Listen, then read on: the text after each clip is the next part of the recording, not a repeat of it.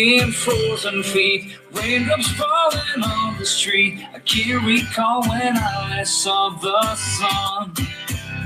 Summer's just a memory, a faded piece of history. No one can remember all the fun. The late night barbecue, zipping on the genie juice, cruising down the road, no thought anymore. The girls are hot, the beer is cold. Yeah, it's the way we roll, bathing in the sun, on the beach having fun. Whoa, these lazy days are never done.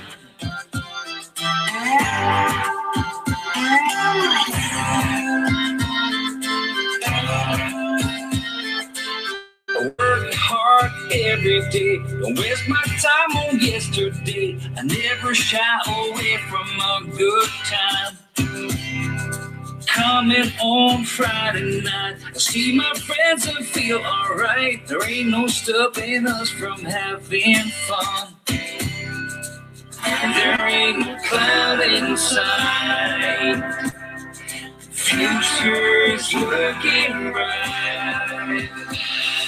Cruising down the road, no thought anymore. Girls are hot, the beer is cold. Yeah, it's the way we roll, bathing in the sun, on the beach having fun. Whoa, these lazy days are never done.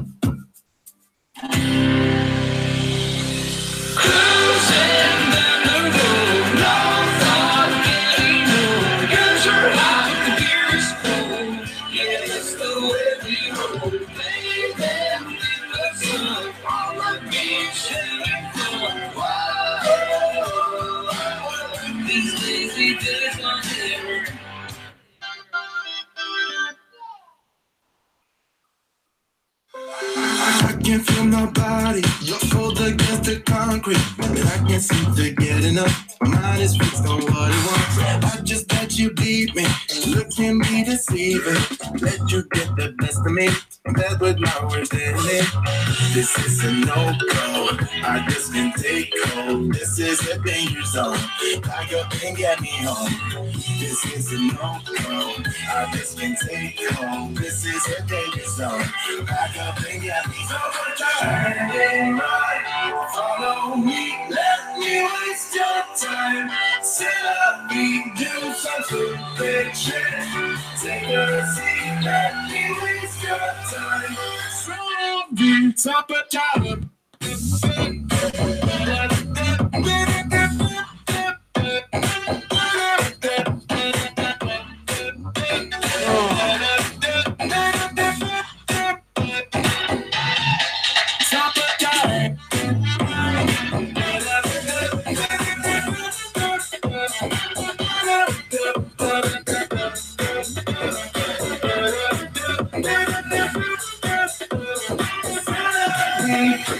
Treat you like you're heaven. Thought that I knew better. Keep falling for your innocence, acting like you're into me. I know this is hopeless, moving in slow motion, trying to control my thoughts, but I can't stop our thoughts. This is a no-go, I just can't take it home. This is a danger zone, back up and get me home. This is a no-go, I just can't take it home. This is a danger zone, back up and get me home. Follow me, let me waste your time. Set up, we do something fiction. Take a seat, let me waste your time. Set up, we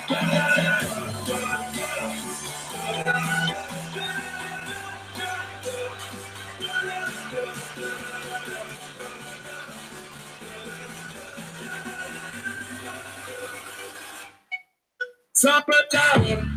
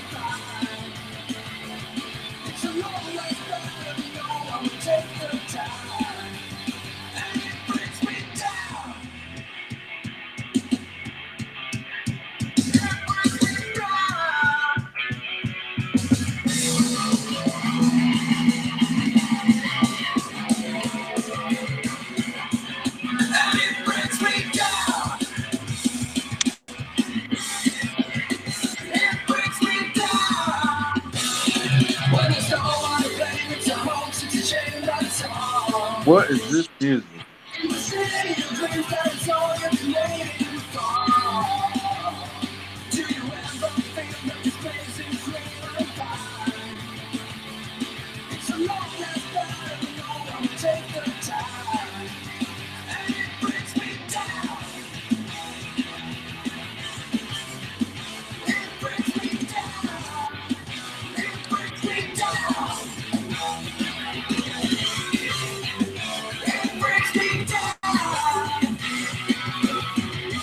Better enough for that.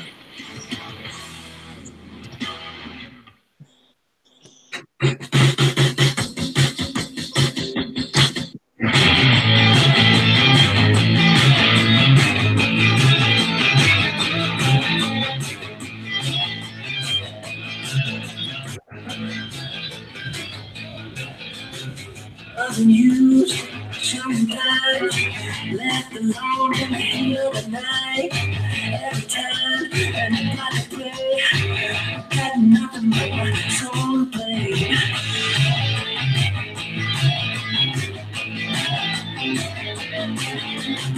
Well, you said it's all gone.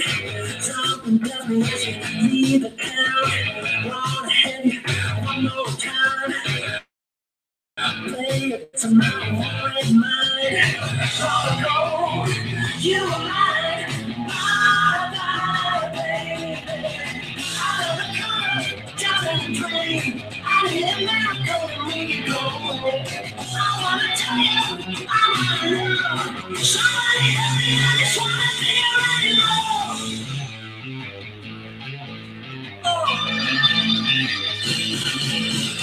I was born in a cage. My own mama could have had her own ways. So divine, so pure. I can't live like the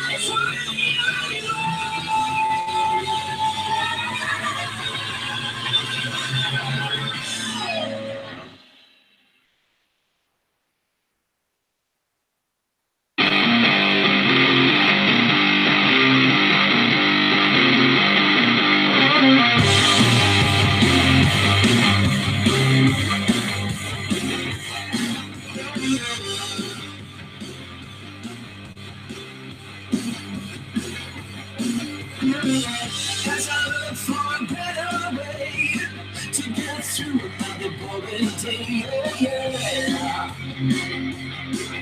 oh yeah. I turn to you for a little while, hoping to catch a forbidden smile, oh yeah, oh yeah. Standing on the edge, breaking every day. Oh yeah.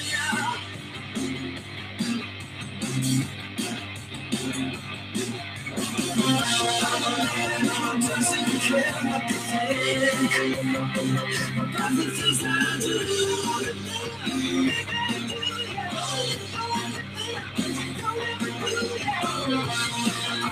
Impossible to teach. I'm just barely out of reach.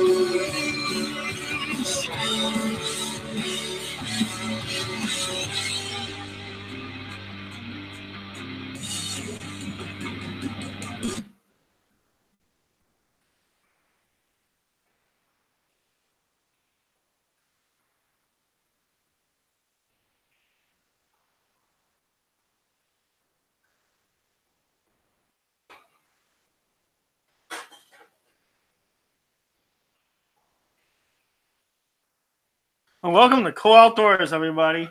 Here for the second show today, we're doing we changed the name to the Bass Show to the Quest for the Monster Bass, guys.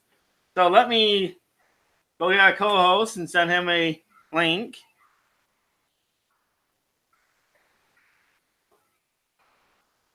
Should be a few momentarily, guys. So what is everyone up to?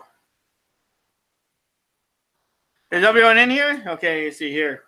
Hey, here. Okay, let's do a quick roll call. I'm going to refresh this. Hopefully I don't have no problems.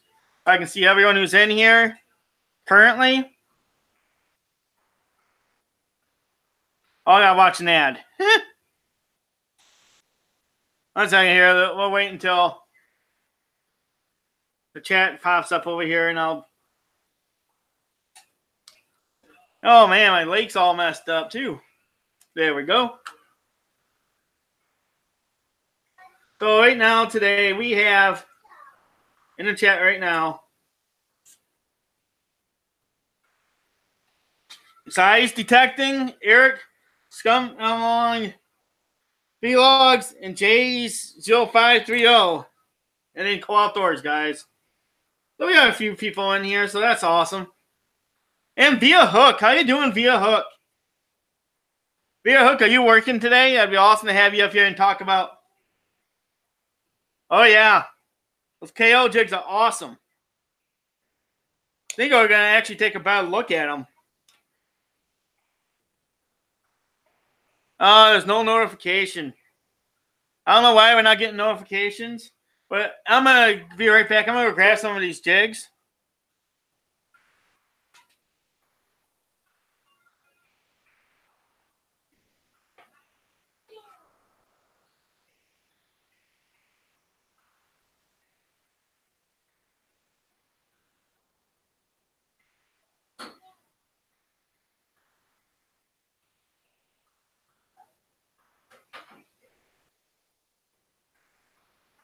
So we're doing cool outdoors today, guys. We're talking about monster bass. We're going to talk about my custom jigs too, guys.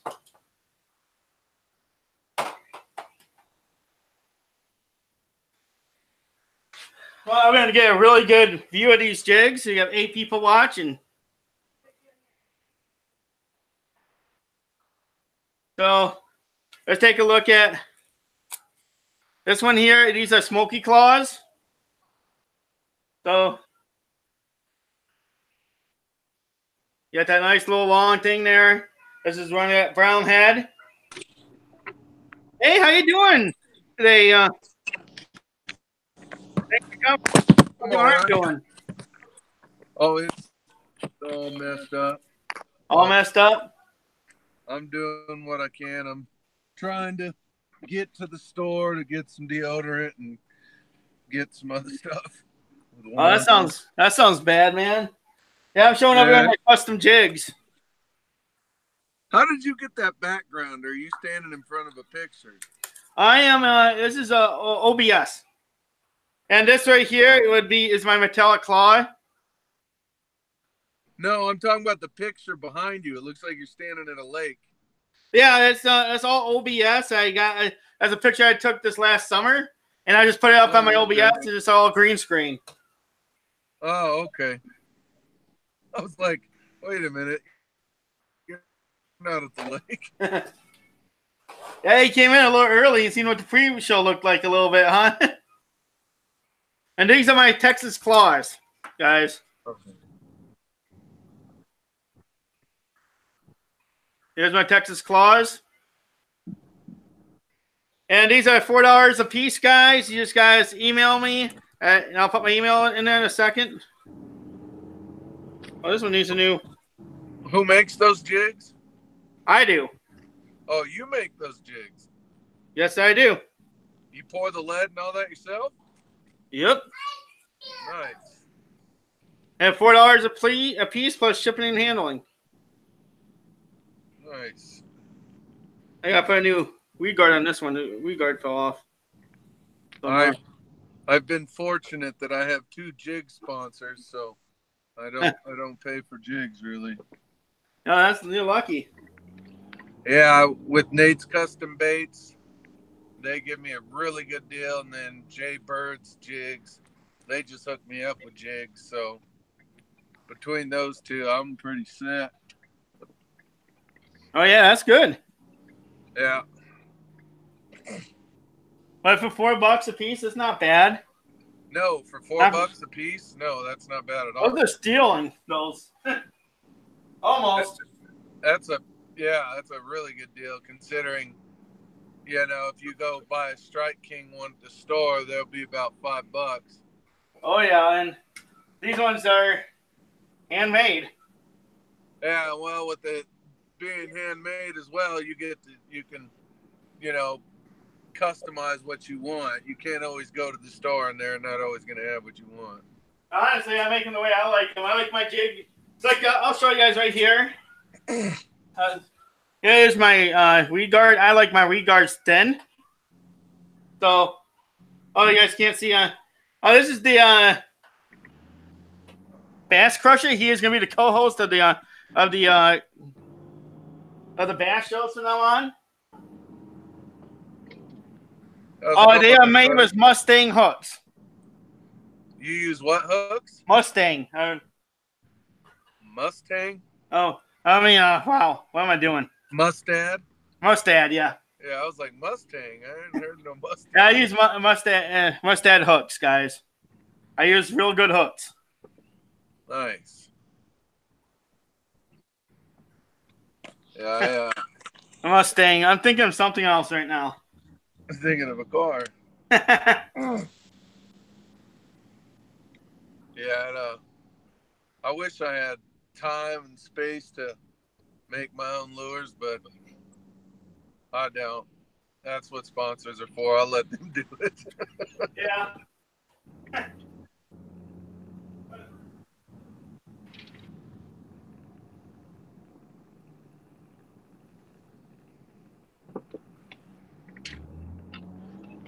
Yeah, I'm gonna fix this jig real fast. What's the weather like there today? It's like in the low 40s. It's supposed to be 67 here today. Oh, you're lucky, man. You must have woken up already, huh? Oh, yeah, we haven't had ice in a few weeks. You guys are still ice fishing up there, huh? If you want to fall in when you're trying to get to the center of the lake. Because by the shorts, it's all unsafe, but you have a lot of ice out in the middle. Yeah. Yeah.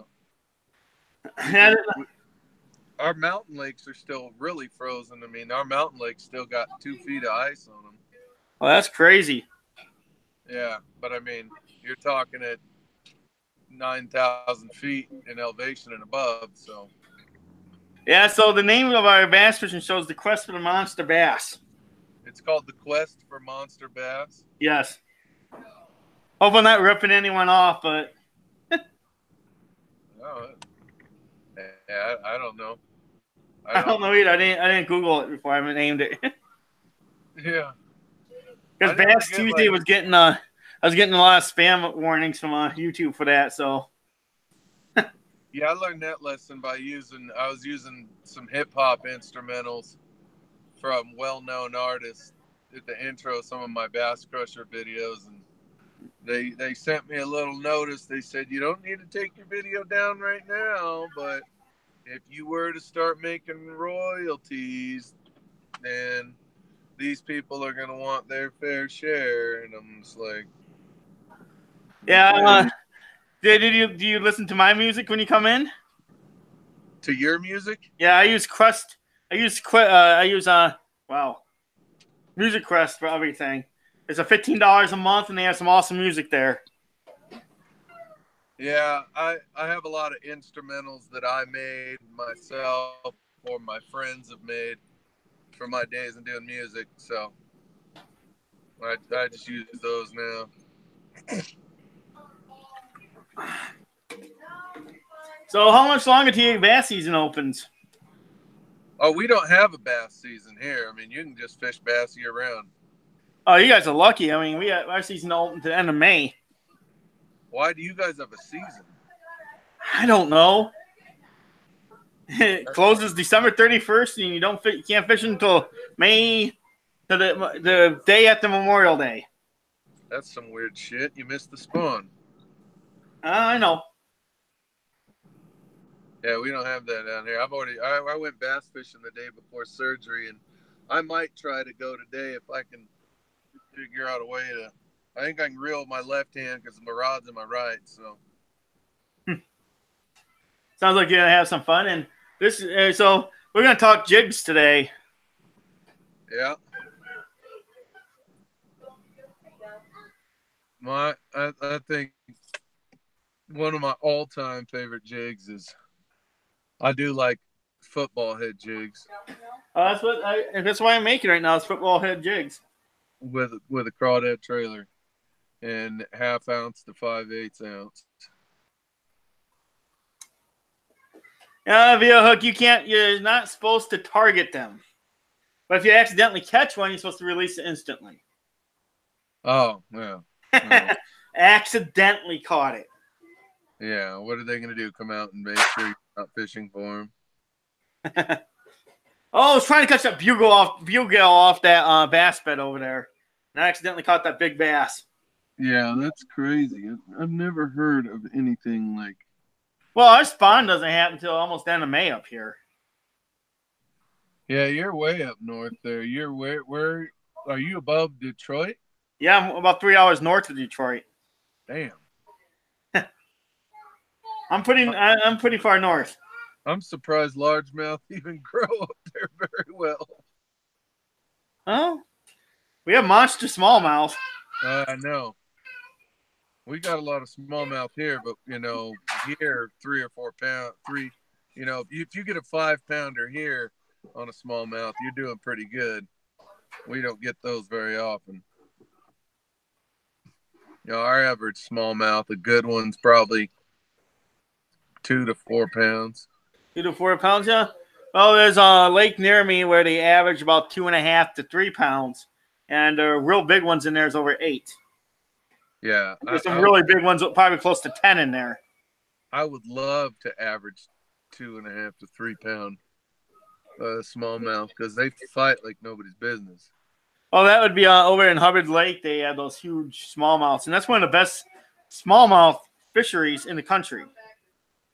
Yeah, you can get some real big ones. Oh yeah, and then I have the Lake Huron right in my back door, almost about 2 blocks away, and out there, there's schools of 5-pound smallmouth. Jeez. So I take it it's not very hard to catch one then. You gotta find those schools. It's the lake's 300 miles across by 400 miles long. What lake is this? That's Lake Huron. Oh, jeez. It's like looking at an ocean. Yeah, we don't have that here. We have like our biggest lake in Colorado might be a few miles across, probably not even 10. I don't even think there is a lake in Colorado that's maybe more than 3. I don't even know if there might be one that's 3 miles across. Well, I'm gonna see if I can pull up my Instagram here. I'll show you what it looks like when you're looking across Lake Huron. It just literally looks like the sea. Like you just can't. I can't imagine not seeing the other side of a lake. Oh yeah, you can't see the other side of the lake. Gotta figure out how to get to my own stuff.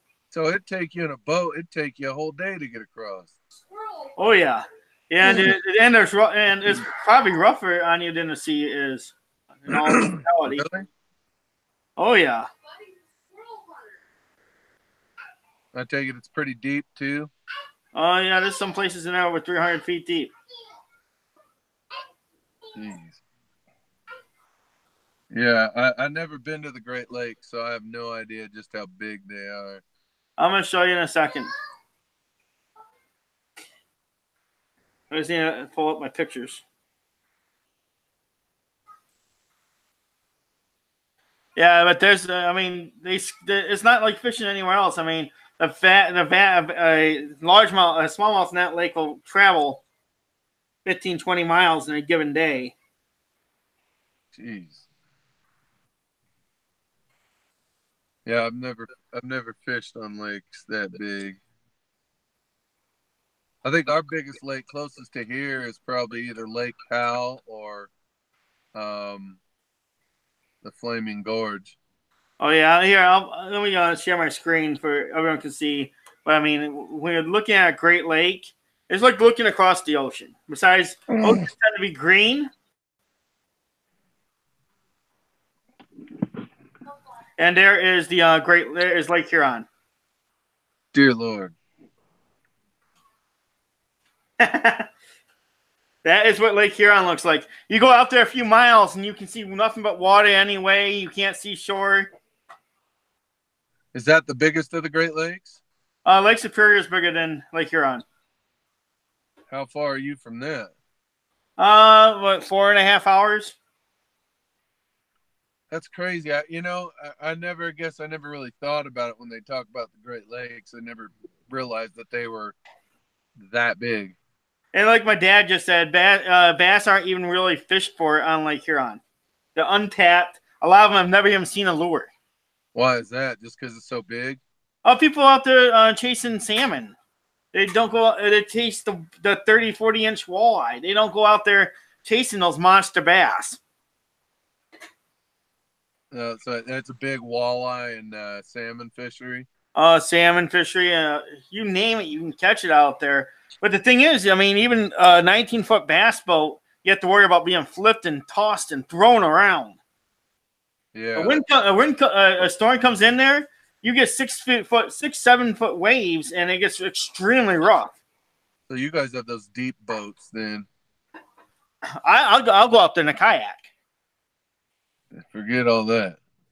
But the idea is you have to keep your head up. You have to pay attention. If you don't pay attention to what's going on around you, you will die. That's crazy. I've never I don't think I've ever really fished any place where fish have not seen lures. Oh yeah, there's places out there that it's like I'm gonna be doing this yak bassin thing where they divide it up into regions in the country, and I'm gonna go out there and when you're doing yak kayak fishing, I'm gonna go out there. I'm gonna go find myself a school of 5-pound smallmouth, and no one's gonna be able to beat that unless they're fishing doing the same thing I am. Yeah, that's wild. But you also have to remember that you gotta go out there a ways just to get across the surf. Yeah, that's we definitely don't have to worry about that here. You can usually almost all of our lakes here. You can see the other side. And see outdoors. Let me check out what your lives are about, and I'll let you know later, man. But yeah, it's crazy out here. Like, we got a lot of water, but it's just like a lot of small lakes and ponds and stuff, and a lot of it's private. And so yeah, but a bass is a bass. Yeah, I don't think there's much difference between East Coast and West Coast bass, and that's one thing we're going to start doing here is we're going to start talking about trying to bring different people from different parts of the country onto here and comparing the way we fish for bass. It'd be a curious thing to do. There's definitely a lot of different ways. I mean, you can ask most people in Colorado. They'll tell you if you can catch a bass in Colorado, you can catch a bass anywhere because, they're not. I mean, we have bass here, but, there's so many people here. And then, the state doesn't, the state focuses so much on dirty old trout. Oh, yeah? Yeah, I don't care if I ever see another rainbow trout again. You know what rainbow trout are good for? Bait for catfish. Oh, not just catfish. They're awesome for feeding bass. Oh, yeah. Like, that's what they do in a lot of those California lakes. Put trout in there to feed them up. They're bulking bass up, those black bass. But, I mean, you get those Florida bass. Those are the monsters out there. My friend One second, MD Outdoors says that cool outdoors. The only thing is the size from north to south and east and west. Yeah, it is the size from that way. And everyone seems to have their own techniques and how they like to fish. And just getting the ideas of different techniques. I mean, you might be able to learn how they fish a little bit differently from someone on the West Coast and the East Coast. Yeah, there's a lot of different things out here that I can't say that I use all the time. I mean, I kind of have my set ways of how I do things out here because, I know what works, and also because just not all the techniques work. Like I'll fish a lot of, like, certain times of the year I'll fish spinner baits a lot, and then crankbaits in the fall. I use a handful of regular stuff that people do, but like whopper ploppers. Like, man, you can't catch. I have not been able to find a place out here where you can catch squat on a whopper plopper. I think whopper ploppers, you have to have the right kind of fishery for it. Yeah, you got to have big bass and. You're right. Your hook, drop shot, and Texas rig will work anywhere and everywhere in the country. And so do football jigs. Yeah, jigs work everywhere. I use a lot of frogs. Frogs do really well out here. Oh yeah, and it's but it's different in colors too, and learning how to match the hatches from place to place. Yeah, we do have the perfect fishery, fishing event in TV. I mean, being where you're at, you guys are in, you guys are in fish heaven for a lot of different kinds of fish. Oh yeah, but on the Great Lakes, it sometimes gets hairy. I mean, you guys got tons of lakes around. They got pike and walleye and musk. Hey, within 30 miles of here, I got probably 500 lakes. Yeah, you got to. Yeah, see, I don't, like here. Like if I want a pike, I gotta drive hours, If I want a pike, I gotta drive 10 minutes. Not even 10 minutes. and About we 2.5 don't get minutes. we don't get the giant ones like you guys get. Oh yeah. Well, we got like my personal best is like 34 inches and 8 pounds. That's not bad. That's a little guy for up there. And then, unless you're on private waters, you're not going to get much bit. You're not going to get huge walleye. You can get decent walleye, but they're harder to catch. But I luckily have private waters where I get to fish really nice walleyes and catch them. So that's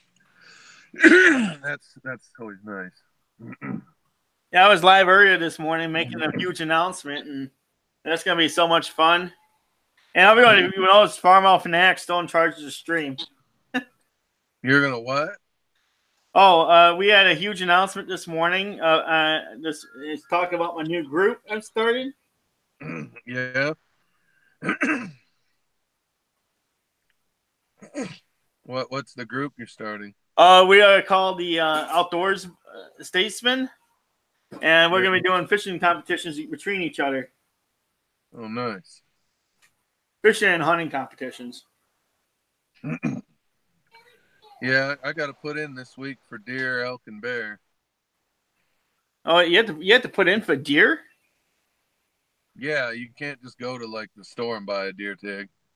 Wow, that's weird. You used to be able to buy a buck tag over the counter, but they stopped that in the late 90s. What happened to your arm, Bass Crusher? Well, in 2017, I fell at work. I fell 24 feet off of a house and 22 feet away from the house.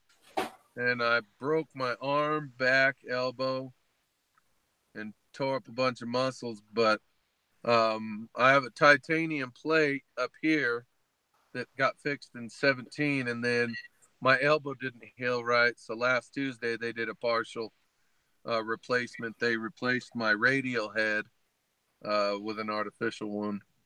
And I'd like to remind everyone if they would like to buy some of these jigs, they're $4 plus shipping and handling. And you just got to send an email to me at DerekCole2929 at gmail.com. Do you do any kind of deals like if people buy so many, you give them some off? Or Not yet. I probably will eventually. Right now, I'm just selling what I have so I can buy more inventory. Yeah. Are you familiar with Burke's Baits at all? Oh, no, I'm not. They're out of I think it's Alabama. They make jigs. They're starting to make a little noise, but the guys like you does the same thing. He does it all himself, and he does like Instagram lives while he's making them, and it's kind of entertaining. Oh yeah, I might do a baking a jig video. What? You have to bake your jigs. Bake them. Yeah, you put them in the oven at 275 for 20 minutes. To get the powder coat to stick? Yeah, yes, it makes it hardens it. It always sticks after you heat up the lead and put it into the actual paint. And then what you end up doing is put them in the oven after that, and it hardens them. Yeah, I have no idea about any of that. I just fish. Yeah, my wife absolutely loves it when I'm baking jigs. Yeah, I'm sure she loves when you're cooking fishing lures in the oven. She's probably like, I'm glad I married this guy. Wonder why there's fishing hooks and lasagna and stuff. Hey, how you doing, Bouncer? Buka TV. Hey, chime in for people that are watching today. You can find me on YouTube at Bass Crusher TV, and you can also find me on Instagram at Bass Crusher TV, and on Twitter at the Bass Crusher. Oh yeah, and I have Instagram and all those too. What you should start an Instagram called "Cooking Jigs in the Oven." uh, No, it's funny. Like the weird things dudes will do. Like what's like I'll do some odd stuff too. Like like drying stuff out into certain things. I do some weird shit too. But I can't say that I've ever made any lures and put them in the oven. well, you got to. Otherwise, your paint won't stick right. Yeah, like I said, I don't know nothing about that. I need to catch a fish. I've been on steelhead fishing. I haven't caught nothing yet. When was the last time you went fishing? Saturday or Sunday. Would you go ice fishing? No, I went I went out for steelhead and salmon out the river. No, not yet. They haven't quite started running right yet. You guys get some big steelhead, don't you? Oh yeah, and big salmon. What do the salmon now? Do they come in from the ocean or are they like? They come in from the lakes. Well, what kind? I don't what. We have Atlantic, Chinook, and King. But don't king, because I know in Alaska the kings come in from the ocean. Yeah, they also are in freshwater too. Yeah, I don't know. I mean, that's why my name's the Bass Crusher and not the Salmon Crusher, because I don't know much about salmon fishing at all. We have kokanee salmon that are like trout, and they're only in the mountains. Yeah. Yeah, I've done some fishing in New Mexico. What's that? I've done some fishing in New Mexico. Well, I'm in Colorado. Oh yeah, it's halfway in between. I was born in New Mexico. I'm from New Mexico originally. Yeah, we don't have much salmon fishing here. We do have like kokanee salmon up at Blue Mesa and stuff. Like people, what's big around here, especially in the winter, is the lake trout. We got big lake trout here. Yeah, and this is gonna be going on every Tuesday, and I'm gonna start putting together a guest list. I'll try getting some of the FLW guys I have coming on the show, and they come on to this one.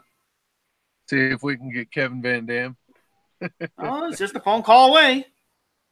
I would love to talk to him. I'd love to pick his ear or pick his brain. I mean, well, when you're dealing with pros at that level, you have to deal with the agents. Yeah, right. I couldn't imagine being a fisherman and being like, "Yeah, talk to my agent." well, when you get 5,000-6,000 requests to come on TV shows a year, yeah, and you're just out in your bass boat and you're like, "I'll have my people talk to your people." Like that's crazy to me. Yeah. Well, his booking agent's his wife. Yeah. Well, what I'm going to do is I'm going to rent a hotel room up in Alpena when the summer cut comes up there, and I'm going to go out and interview all the MLF guys. Alpena, what's that? That's where they have the summer cup for the MLF every year. The Forest Cup or whatever it's called? Oh, the MLF is the Major League Fishing? Oh, Major League Fishing. I'm thinking of the FLW. Yeah. I'm talking MLF. And that's where they have their summer cup is out of Alpena, Michigan. Really? And is that for smallmouth? It's just whatever black bass they can catch. Nice. I have no idea where that lake's at. Is that south of you or north of you? Alpena is just north of me, and they usually have 2 or 3 or 4 lakes they fish during that week. Mm-hmm. They had no information on the lakes, and they just go show up at random lakes. So how far are you from Canada then? Because I can't imagine much more north than you. 300 and some miles across the lake. Oh, okay. Yeah. That's crazy. I can't imagine a lake that's 300 miles across. This doesn't even register to me.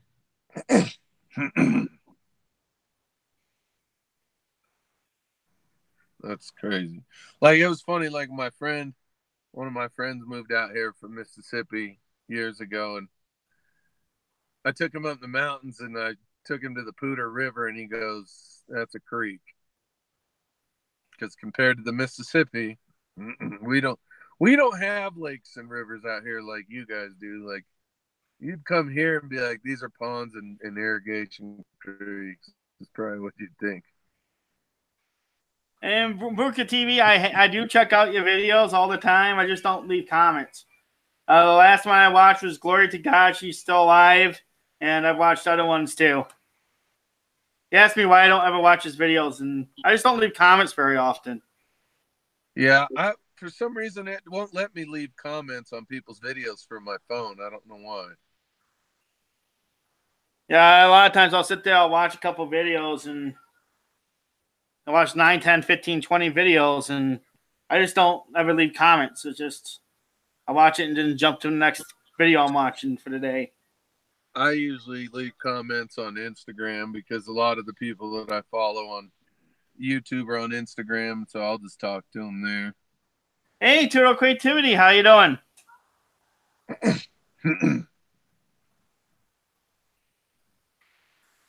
Yeah, we're doing our Bass Tuesday right now, and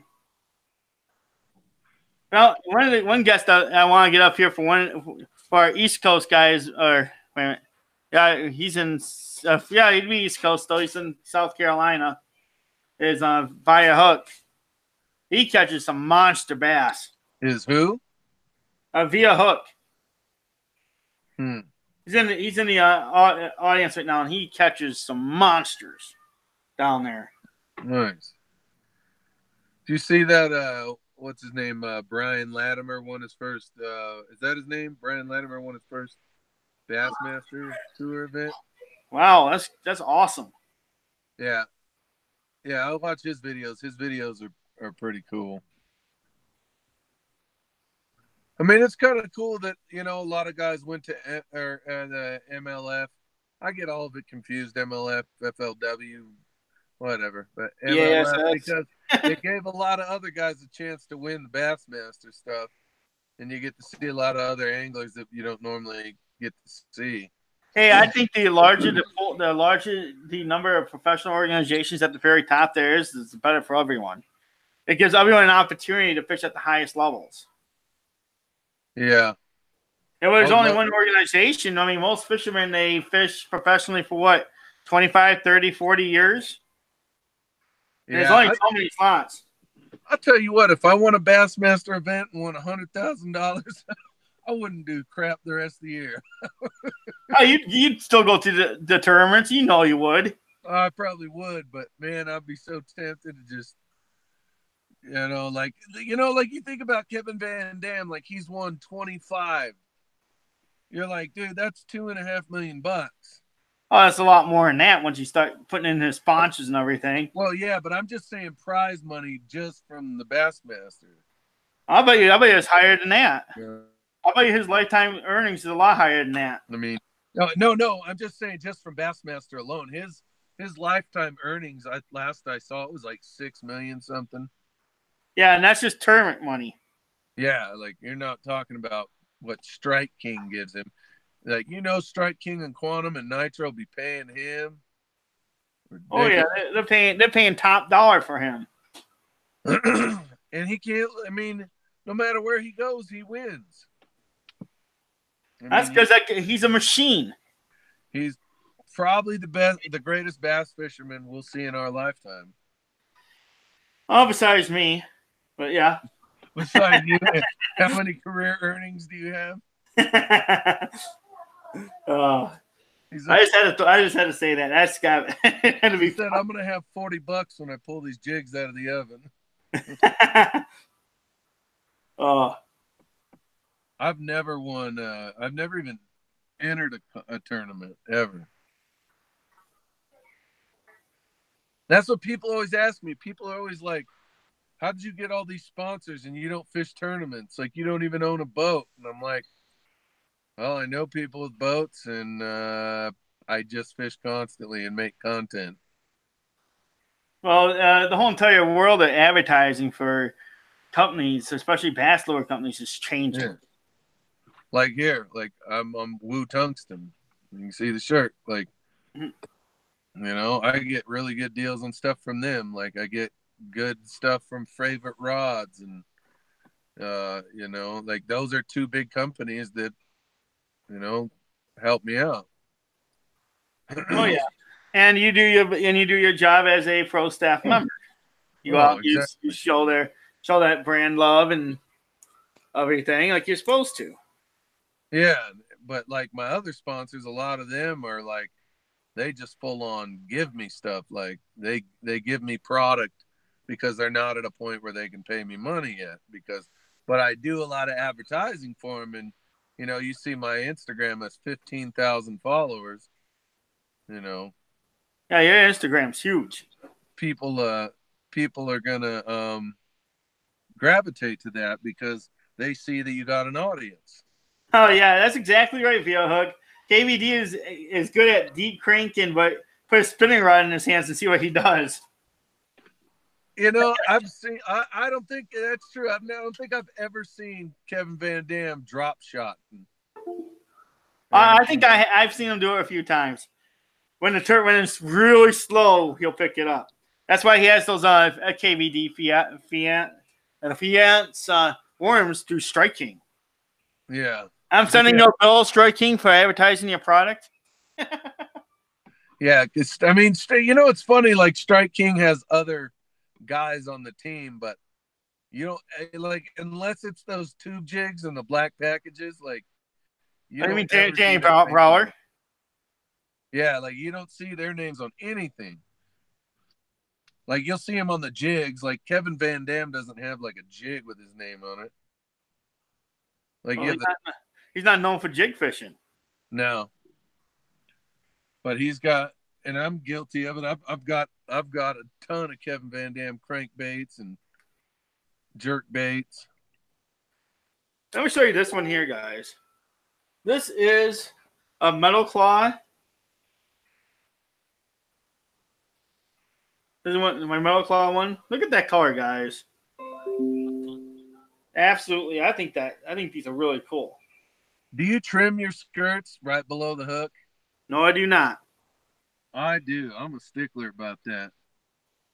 I might take off a little bit down below the hook, but when I'm up here, we have huge crawfish, so I want that to be as big as I can, and then put a big piece of plastic on the bottom, and then hop it along the bottom to imitate that crawfish. If I'm imitating bluegill or something, I will trim it this way, and then trim it back this way, and then put the swim bait at the end. I usually trim my jig skirts about 1/8 of an inch below the bottom of the hook. It really matters what I'm trying to do with them. But the first thing I do when I went off the shelf is I'll take the weed guard. And I'll trim it. I'll weed out about half of it, and then I'll trim it at about the top of the hook. Huh. Yeah, I find that if those thick weed guards they have on the baits to start with, you lose a lot of fish because of it. By just cutting that in half, you're still getting the protection of that weed guard, but you're getting a lot more hookups. Huh. Because it collapses a lot more easy. Yeah, I spread them out like I fan it out kind of like an A. Is one thing I saw a guy do, and that's helped. Yeah. I thin them out, and then I cut them just above the hook. And what I'll do for that is I'll cut that into like almost like a 45-degree angle. Yeah. Just for the last ones, it's just barely coming down to the hook top. Via hook, I don't think when it comes to deep water, I think KVD is more of a run and gun guy, and he has got in about, I'm going to say 2 to 8 feet of water. If you want to go out deeper than that, Aaron Martin's got him all day long. Hey, how you doing? That Mosier boys in the house. I watched Kevin Van Dam win a Bassmaster tournament where he was fishing those Strike King 8XDs, tearing bass off the bottom, but they were big bass. Oh yeah. A lot of times when you're going out to the deeper water, you're going to find the bigger fish because then they're less fished for. Yeah, but Yeah, I haven't seen him deep fish too much. I mean, that guy is a whiz with jerk baits because I don't even like jerk baits were really good here for a few years. And then like after like 2010, it just got real popular. And now I got a bunch of jerk baits that I can't really do anything with because they don't catch squat out here. Yeah, one thing to do is, especially if you're using jerk baits, is learning the cadence. There's different cadences for different types of fish. Man, I'll tell you what, in 2009, 2010, you couldn't have paid me to use any other lure. I mean, I was catching everything. Yeah, what you could do now is just change your cadence. It'd be just like a new. Yeah, my dad's fished against Kevin Van Dam and beat Kevin Van Dam. I don't fish them. This year is my swim bait year. I'm gonna use those big swim baits like out in California and big rubber swim baits. Yeah, I'm not too sure I'd ever want to do that. I think you're eliminating a lot of fish that you could possibly catch. Yeah, but the ones you do catch are toads. Oh yeah, totally agree with that. But if you see I do a lot of tournament fishing. The first thing I want to do is catch my limit. Yeah. Actually, the first 2 hours during the day, I'm going to use topwaters, big topwaters, try to catch my kicker. I find you catch a kicker fish first thing in the morning, and then after that, you fill in the limit.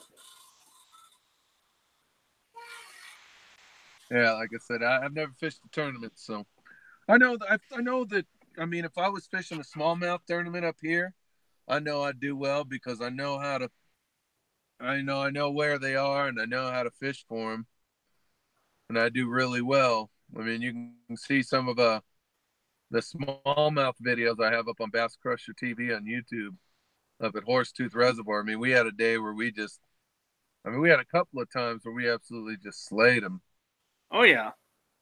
You know. Hey, how you doing? Triple Tail TV just came in. So what's your PB for bass? You talking about me? Yeah, what's your PB? Largemouth is 6, and smallmouth's probably about 3. Not too bad. No. My largemouth, I've had the advantage. I've fished in Texas, and it's 11.5 pounds down there. And then I've caught a 8.5 smallie up here. Jeez. Did you get a replica made of that smallie? Nope. Wasn't even taking pictures. Pull them out, put them back in. See, that's me. Like, I take pictures of every fish I catch. I don't care how big or small it is. I'm crazy like that.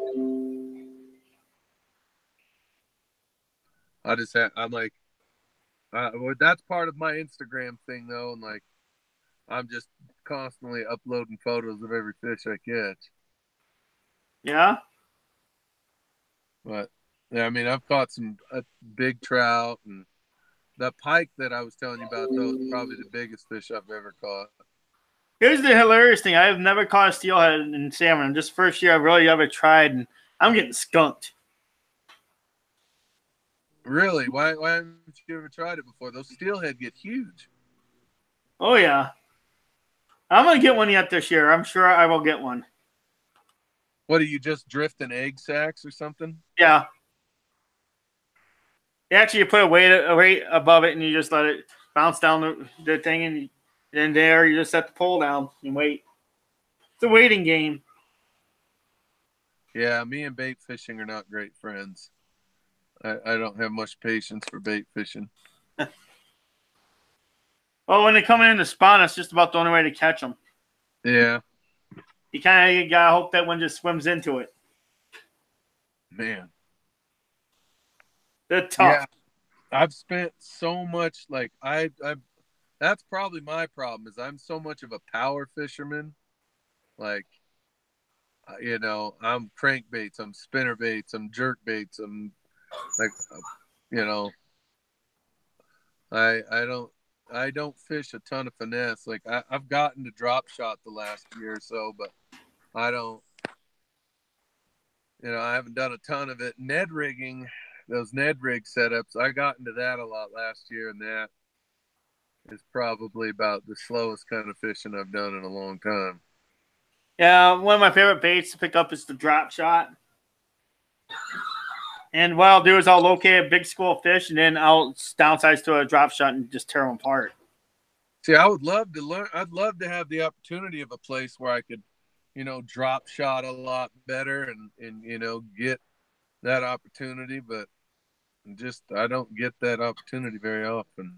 What, your smallmouth don't school up there, down there? They do, but in the summer, the lakes aren't like there where they're so big you could find some calm water. Like there's jet skiers and water skiers and wakeboarders, and it's just a good rule of thumb that you're gonna have to go way early in the morning, and you're gonna get like 2 or 3 hours maybe, and then the water just trashed. Hey, the Mojo Boy. This is the co-host for the Bass Shows. He's going to be here every Tuesday. This is the Bass Crusher. How's it going? Yes, he was on panel with me. Oh, and the Bass Crusher from Bass Crusher TV on YouTube and Bass Crusher TV on Instagram and at the Bass Crusher on Twitter. Yeah, all of his social medias. I'm going to get a bot up here where your stuff's instantly put into the stream where people can just click on it. Okay. Yeah, I just started my Instagram up, and I'm learning how to do it yet. I think I almost got 50 people now.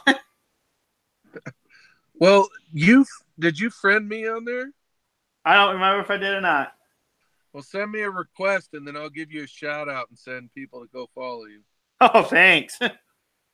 Well, I just started it up. I just learned how to use it. I mean, with 15,000 people, I'd be able to get you 1 or 2 followers. Yeah, you're absolutely huge over there. And I did it myself, and I also hired a company to help me branch out a little bit too. So, Call Outdoors, you're doing great on Instagram. Yeah, thank you, the Motion Boy.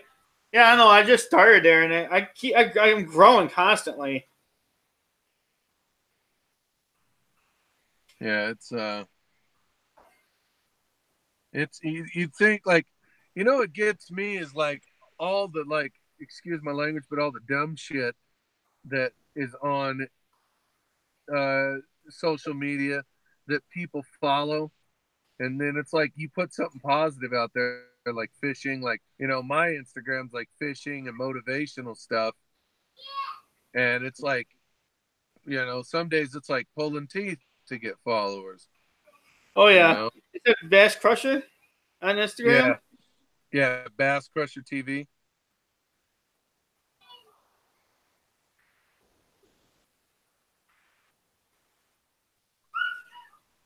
But it's like I see just really obnoxious pages like with just foul stuff, and there'll be 200,000 followers, and I'm like, really?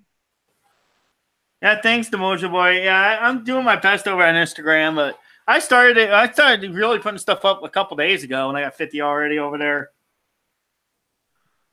I'm almost at 1,000 on Twitter, and I've almost got 2,000 on YouTube.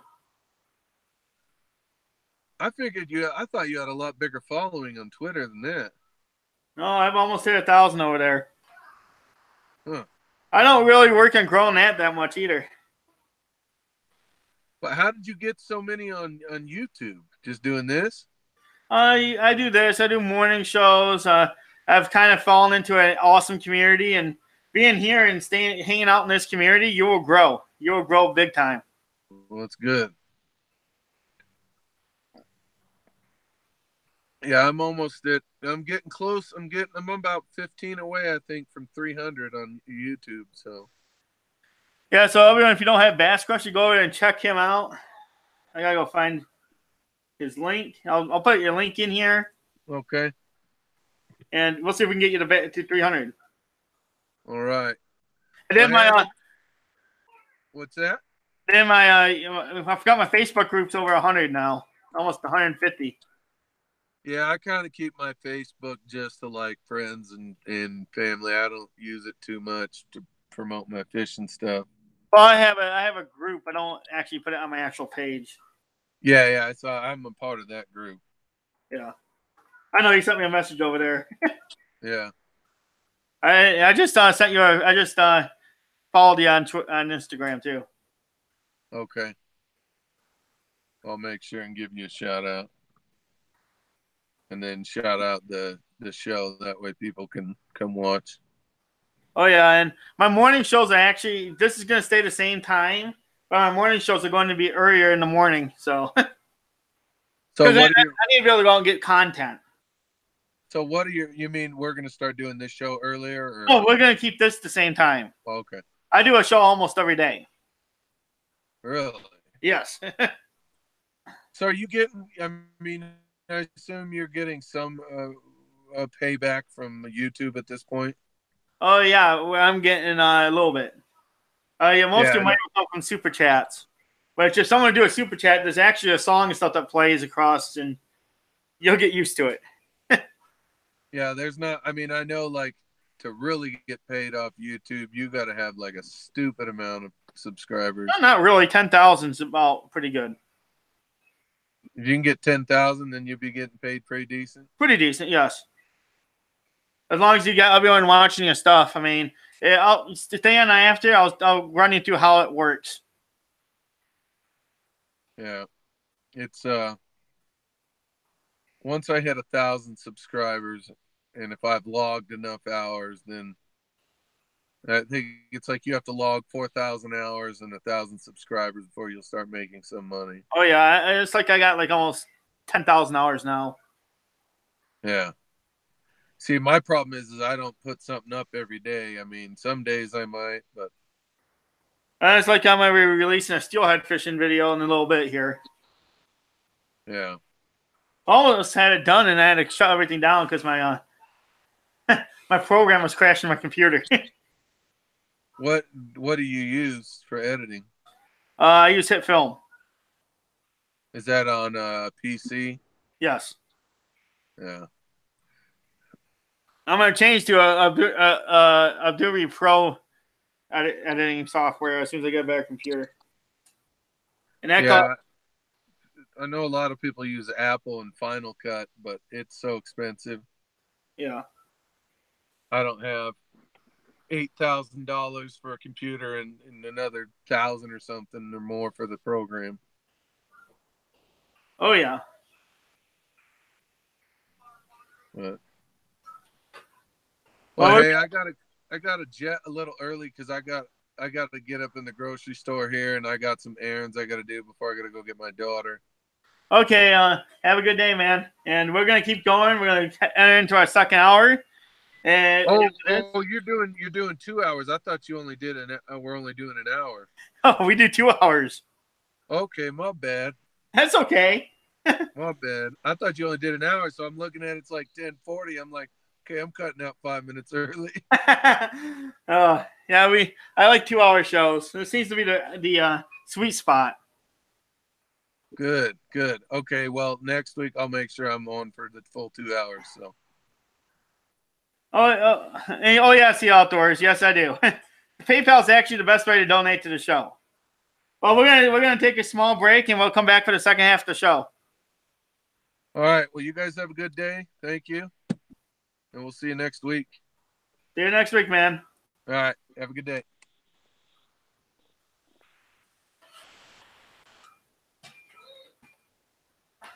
Hey, buddy, it's time for your nap.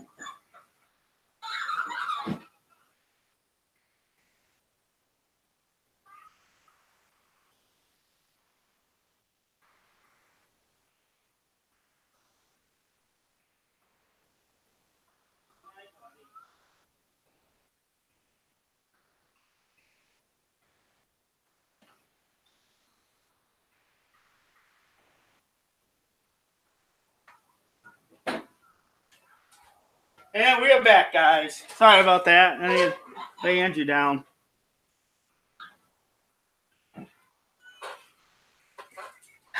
Cool. Mute, Cole, mute. Hey, guys. How you doing? Yeah, no, I don't have the music playing on that. Uh-oh. You guys have, I mean, okay, I do. I don't have the music playing on there, and it's just... But we got 7 people in here, and you got some great people in here. Yeah, they don't even play. They don't even play.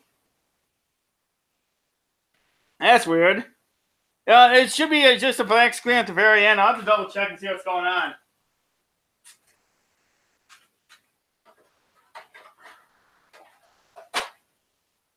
I have myself something to drink. Buy something to drink.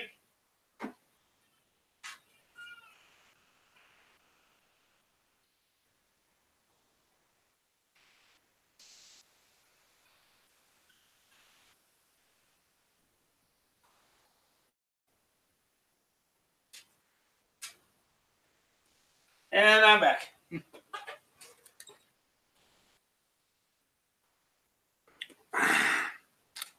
Okay, everyone. So let's talk. Yeah, PayPal is absolutely amazing. It's actually how you guys are going to pay for your jigs. And these are some nice jigs, guys. Would you guys like to look at one? Tell me which one you guys would like. Which one do you guys like best?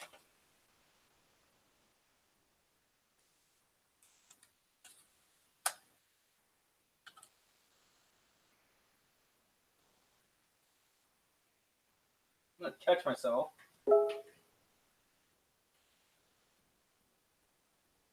So this one here is the Texas Claw.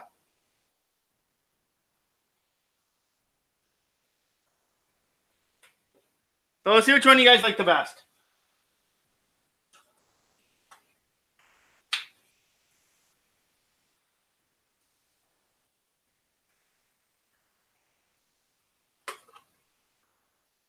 This one here, this is a smoky claw, a smoky claw.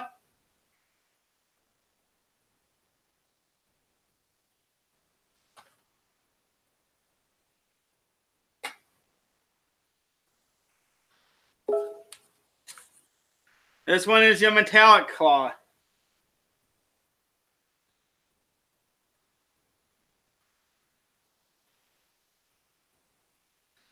Okay, which one do you guys like the best? Metallic claw, the smoky claw, or the Texas claw?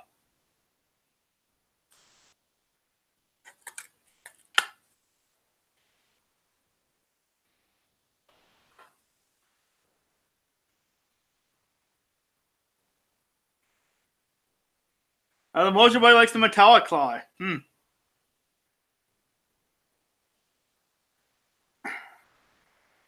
Texas represent. Okay. Stanley Orchard likes the Texas. Vascumator likes the Texas claw.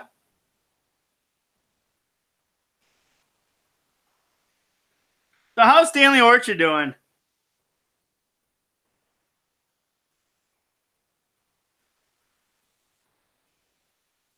Oh, the MD Outdoors likes the metallic claw.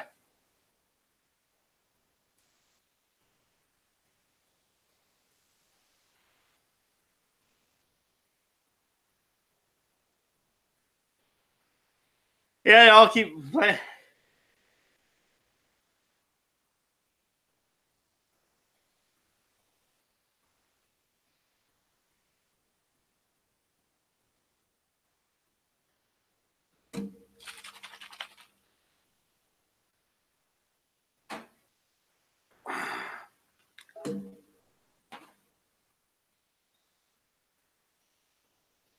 Oh, Stanley's ready to go fishing. What are you going to go fishing for, Stanley?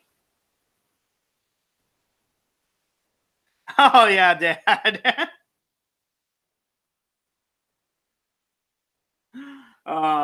My dad's got jokes. $8 and say you buy one, get one free.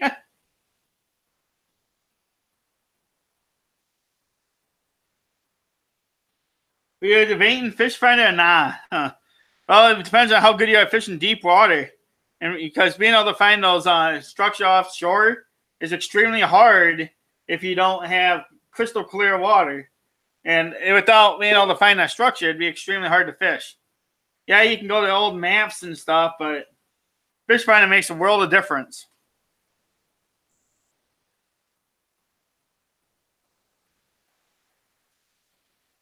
But if you're fishing along the bank, just a map will work just fine because you can figure out where the deepest spots are on there and move there.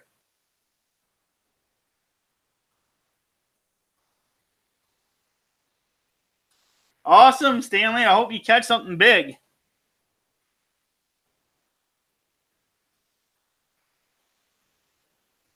Yeah, once money's on the line, you want that graph.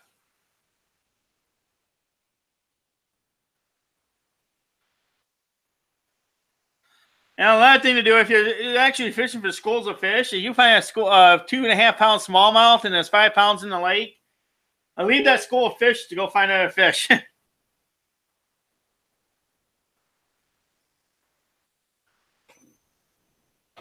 Because bass, like other types of fish, tend to school and fish about the same size.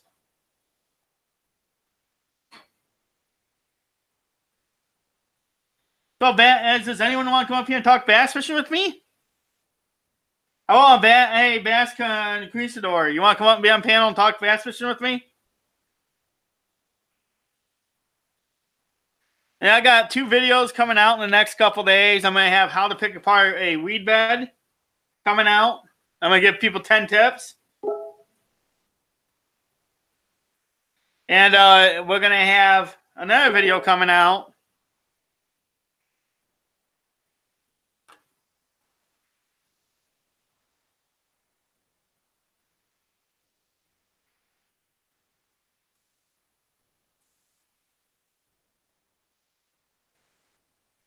Okay, Bass Conquistador is going to come up here and talk bass fishing with me. Hey, can you send me your email, man? Hey, Bass Conquistador, can you send me your email? I don't remember it. I've had you up here before.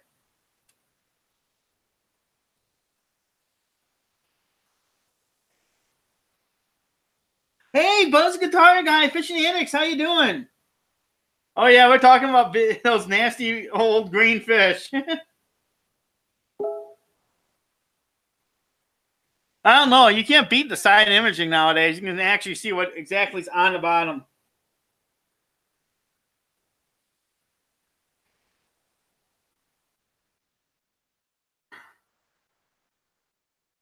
I need to make sure I send you an email. Yeah.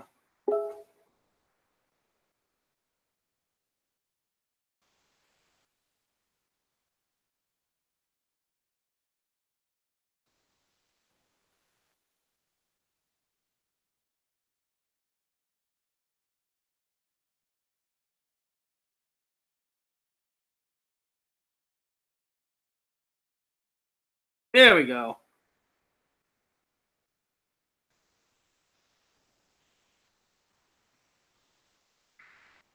So how's Blues Guitar Guy Fishing Annex going? And he's helping me out big time, guys. If you guys don't have Blues Guitar Guy Fishing Annex, you guys should check him out. Huge supporter, and I want to thank him for everything he's doing for my channel. And Bass Conquistador, I just sent you a link.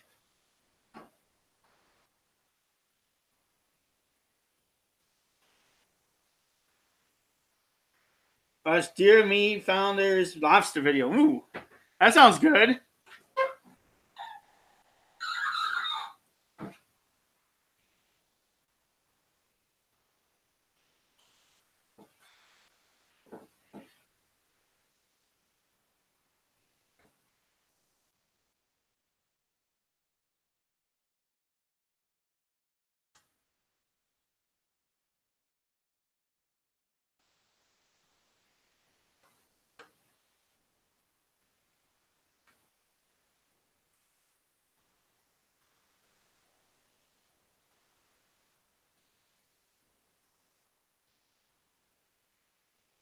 I say lay down. I say blow down. Oh.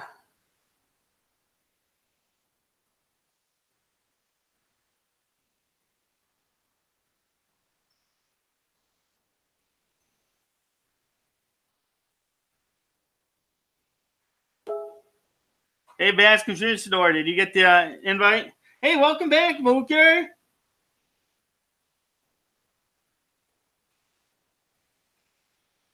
Hey, I'll see you later, the Mojo Boy.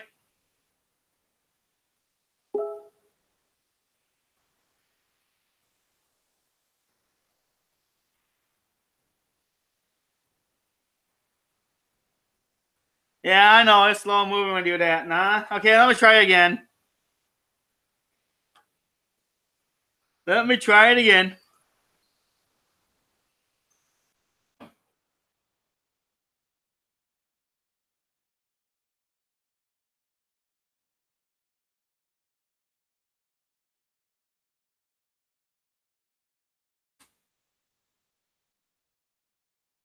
I just sent you another one, man. Yeah, it's always slow moving, guys. Everything's slow moving.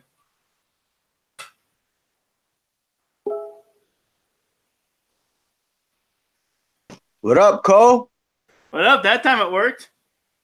Yeah, bro. So, how do you like this Tuesday Bass show? Yeah, man, it's cool, bro. I really like it. What's up with Bass Crusher? He is gonna be here every Tuesday. Nice. Eventually, this show's gonna grow into something huge. Yeah, I definitely think it's gonna grow into something huge, man. Even that little group you making, man. I think that's cool. I'm working on it. Yeah, bro. I'm gonna get some of those jigs you got, brother. Are you? Yeah, man. I want them like half an ounce so I could do some pitching and flipping in there. Oh, I'm gonna have to buy new mounds. I started off with 3/8 because that's what most. Ah, nice. I'm just an eighth of an ounce off. I have to buy new molds for you, man. Expensive. Yeah, man. Those things look cool, bro. Robert O'Neill, huh? Is not his real name? Because I know my first sergeant was named Robert O'Neill for a long time.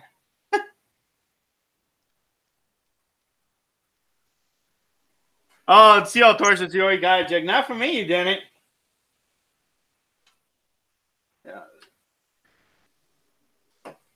Yeah, this is the smoky one. Look at this thing.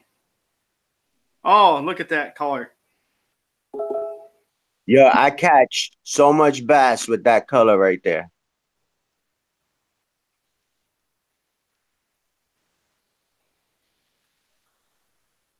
And I make them exactly the way I like to fish them with the thinner skirts.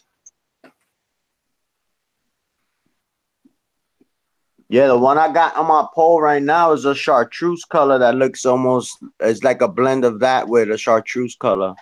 Oh, no, I wouldn't. Buzz Guitar Guy, Fishing Annex. Do I have pink? No, I don't have pink. I picked these three colors to start with.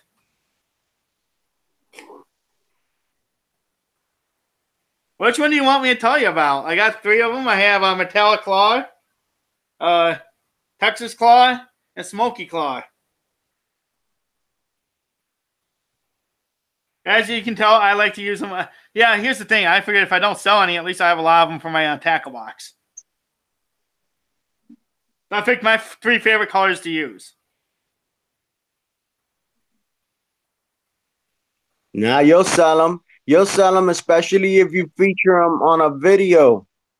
I do have a featured video for 23 seconds showing them for the first time. I need to be able to get out on the actual water and fish them. Yeah. What do you mean, Buzz Guy Fishing Addicts? Thank you, size. I think you got taken off by YouTube. Oh, yeah, my Nightbot's always in the house. So what do you want to know about them, Sea Outdoors? Want to know what do you want to know about 'em? I mixed that one up. I put the brown. I got some of these. They have a brown head, and some of them have black heads on your smoky claws. And basically, you should match them up with what your bait fish or your crawfish look like in your area. Which, by knowing what color they are, by looking at knowing what kind of bottoms you're fishing. If you're fishing a sandy bottom, you want a more the metallic ones because they're a lighter color. Crawfish tend to blend in with their environment. And if you're fishing something that's got a muddy bottom, you should go with this is called a Texas claw. They tend to be a little darker. Oh, Via Hook's going to buy one soon. That is awesome, Buzz Guitar Guy Fishing Addicts.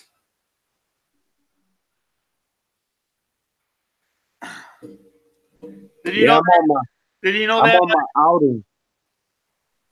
I'm on my outing number 13, I think. Outing 13 already? Yeah, bro. How many bass you catch this year? Only one. And it was in March.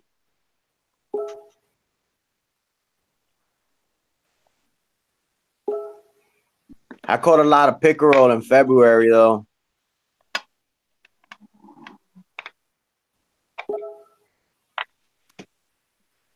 Yeah, I'm hoping to get out and catch some steelhead on Wednesday again. I'm gonna try again. I'm gonna try a different spot on the river. Yeah, I haven't caught a steelhead yet. My friends talk about it. MD Outdoors, the all 3/8 of an ounce. I think that's an in-between, good in-between number. It's not too light, and it's not getting close to that 1 ounce.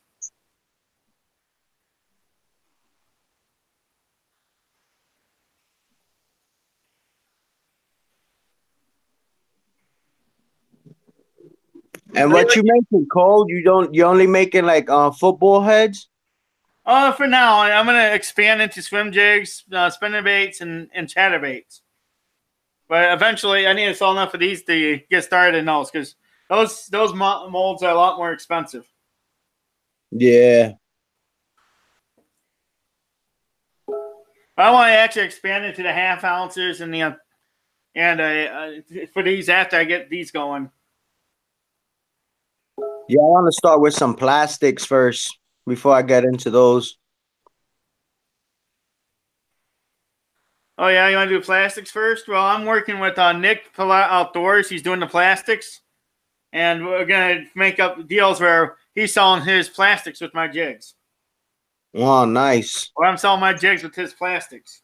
We're kind of making the colors match up and everything. So it's going to be really nice. That's cool. Great rate, MD Outdoors.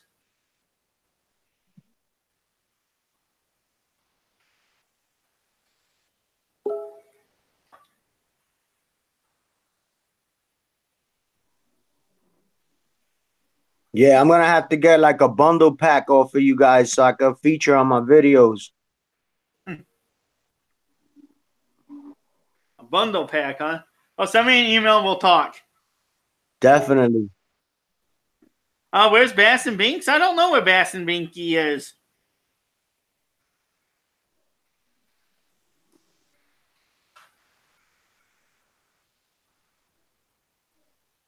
Oh, thanks for shouting out my name, Sea Outdoors. Hey, Elias is back, guys. I'm going to check him out. Sea Outdoors has been growing a lot, guys.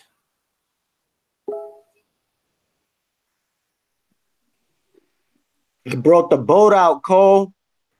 What?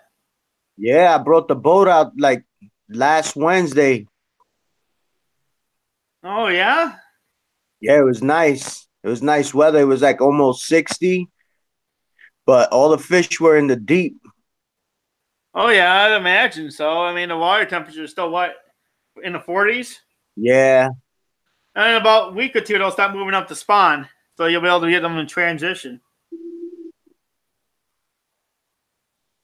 It was a nice ride, though, man. We went to some nice spots on the Lehigh River.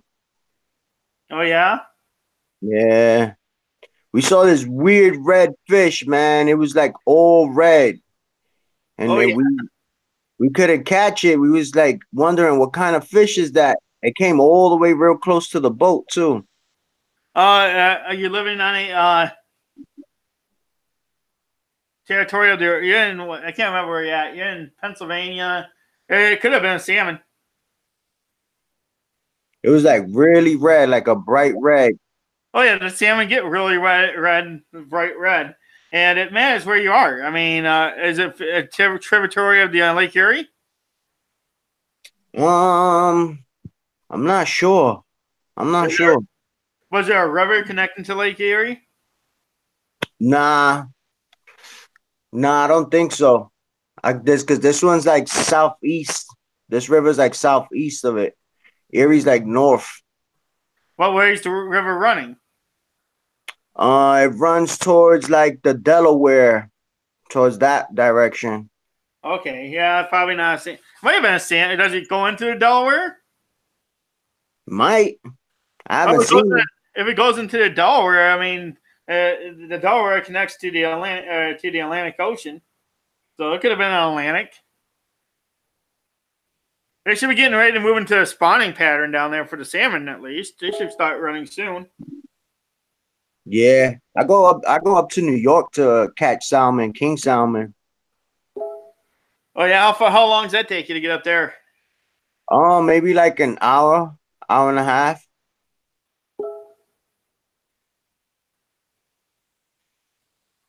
Hour and a half. That's not bad. Yeah, it's not bad. My boy got a little cabin up near a stream up there that got a waterfall, and we got video and everything, man. The king salmon are like everywhere.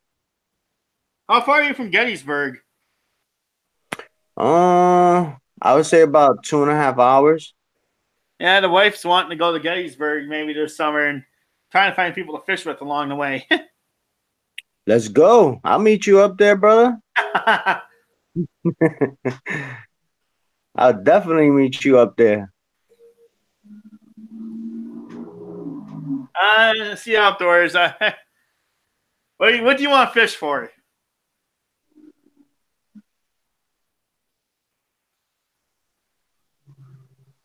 Yeah, I'm sure I can find someone to fish against you for $30.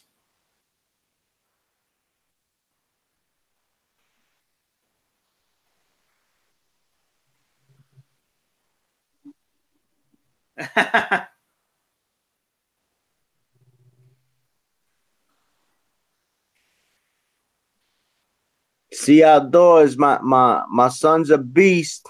I'll put up $30 if you could beat him.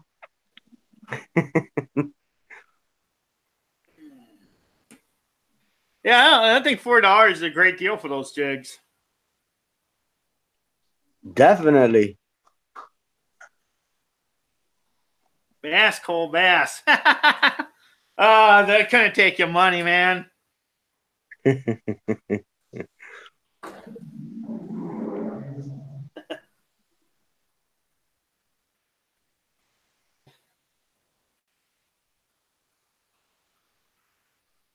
Yeah, you guys haven't even touched the the tip of the iceberg of my bass fishing knowledge yet.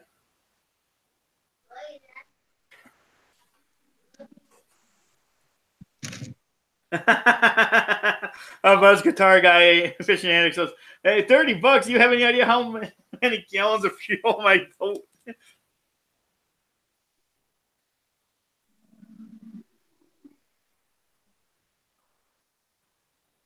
I say 5 for 20 sounds cheaper.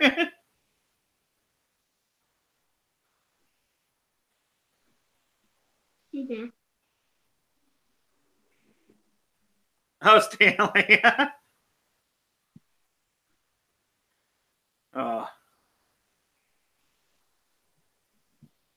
Ouch. 37 gallons, non-ethanol premium. Ouch. Oh, yeah, I agree with you. Ouch. Costing him $150, $160 to fill his tank.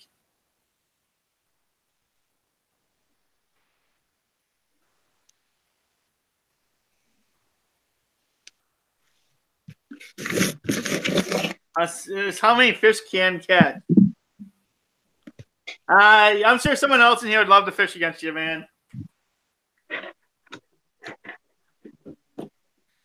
Hey, Bass Conquistador, turn your phone sideways. It'll make your video so much better. There you go. Now instead of taking up a little strip in line in the middle, they're taking up the whole screen. Yeah,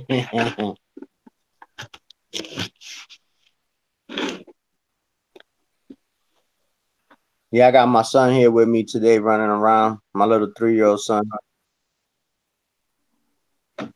Thank you, Burka TV. Please remember not to use any spam words. Yeah, my son's 2. Trout opener is in 2 weeks. So Oh, yeah, we don't open until the end of April.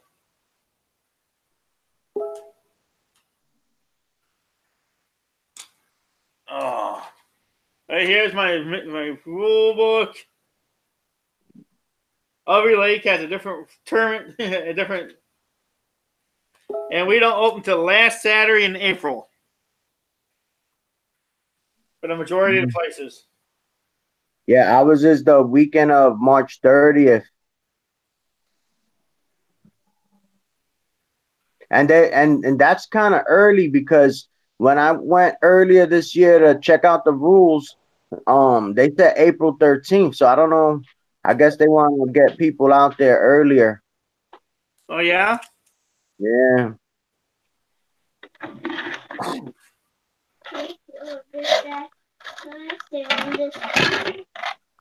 Yeah, my son's going to be 3 in about 9 months.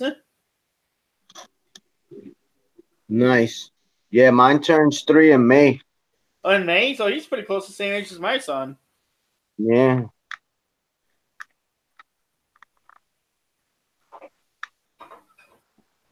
Running around, and he loves fishing. I bought him a little dock demon. Oh, yeah? Yeah, I bought him a little dock demon. I'm gonna take him with me for the trout opener. Let him catch his first fish. Yeah, I'm gonna try to get my son hooked into his first fish this summer. Cause I did that with my older son, and forget it. Now he thinks he could beat me every time that he goes out. How old's your older son? 11. 11, huh? Mm-hmm. Well, confidence is a good thing. That's all he does is talk with his mom on how we had a little competition last summer. I told him the biggest fish or the first fish, and he gets to pick wherever we're gonna go eat. And boom, caught a 14.5-inch bass right there, right in front of me, like not even like 10 minutes. Legal limit to keep for a bass? Over here is like I think it's 14 here. That is 14 here too.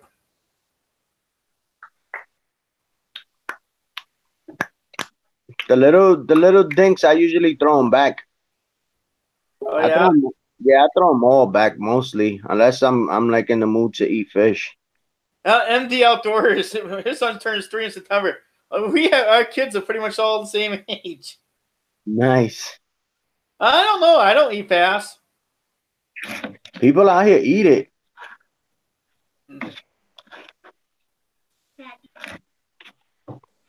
When we have salmon to fish for. Dad. Okay, so on this. Mm-hmm. Okay.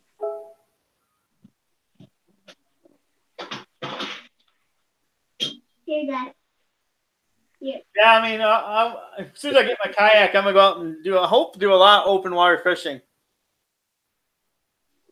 Bro, you gotta come up here with the kayak. There's a lot of places to kayak over here. I got lots of places to kayak here. You need to come check my area out. I'm gonna watch. I'm gonna come up there.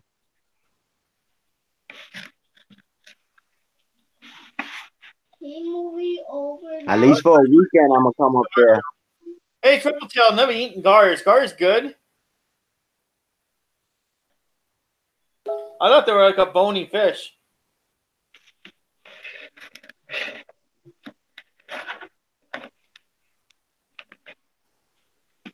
Yeah, we have about 20 minutes left, guys, and we're gonna go off about 30 after today. Gar is great. You use any sense? You use any sense, Cole, to catch bass? It depends what I'm fishing for. I try to match the hatch, and I'd put them on my plastics. Yes. Yeah, that JJ's magic is the truth. Oh yeah. JJ's magic is the truth, bro. Hey, Cove Snipes, how you doing?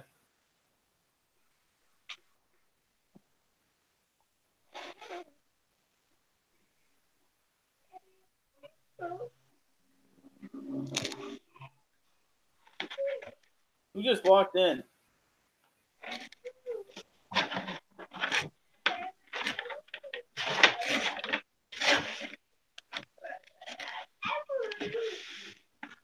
Wow, Cole. Hey, everyone, make sure you always, when you come in here, you still have that red button pushed on me. Because 20% of people who watch my stuff don't even have my red button pushed. Can you believe that? I can't believe that. Oh, yeah. You go in my analytics, it says 1 in 5 people don't have it who come in here.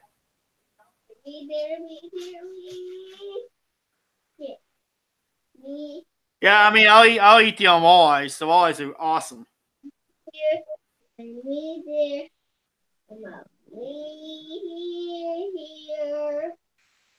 Yeah, I'm targeting walleye this year.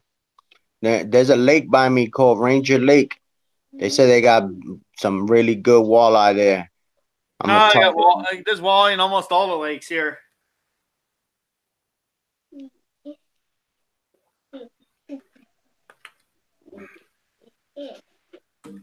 I have never caught a flounder. I've caught crappie though. I have a lake I love going crappie fishing in. I'm hoping to do it this spring. Oh, I started in New York. I caught flounder, fluke. Man, listen, blues.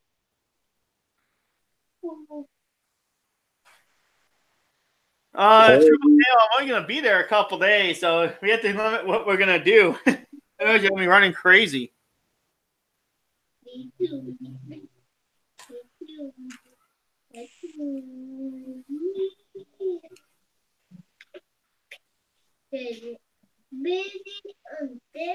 don't know. Me and the wife were talking about moving somewhere more warmer, anyways.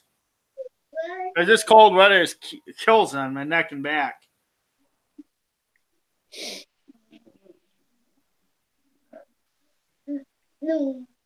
Yeah. I heard Arizona and Colorado some good fishing that way. Oh yeah, it's really good fishing. I'm thinking Florida. Yeah, my brother just bought a nice house in Florida. Hey, Volca TV, I don't ever leave you out, man.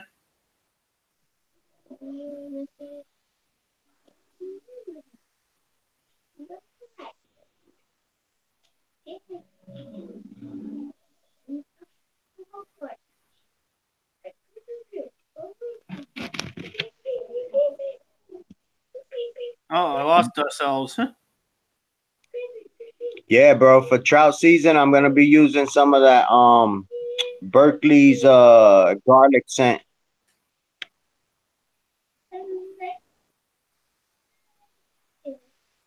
Last year I caught 22 trout with that. Oh, MD Outdoors wants me to go to Maryland. They have big flounder. I have never done any sea fishing. Just fishing in saltwater would be completely different for me. A lot of drop shot in there, Cole. Your profession, bro. Really? Yeah, really. I've never fished saltwater. My profession? Yeah. That's not what I'm best at. You're getting me all wrong. I always have a drop shot tied on, yes, but that's not my best way I fish. Hey, Yank your crank. We missed you this morning. Yank finally woke up. Yep. Hey, Yank your crank. I'm gonna send I'm gonna send you a link, man.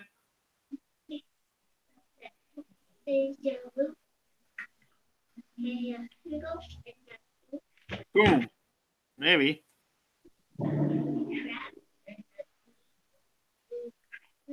Yeah, I'd send it to that first person that came up, but then I expected one. I have some really big channels that I'm talking to all the time. Hey, Yankee Crank, I sent you a link, buddy. That's okay. You can come up here now and talk about it. Yeah, I mean, you got me started networking and stuff like that, and now I'm up to like 250 subs, and I'm like, I don't know, I kind of stopped because you start getting like people that don't watch your channel too much, and I want more people to watch my channel. I don't, you know, I don't need 1,000 subs and only 50 of them really watch my channel. Oh yeah, I usually get a lot more, but it's getting really nice outside right now, and that's gonna affect everything.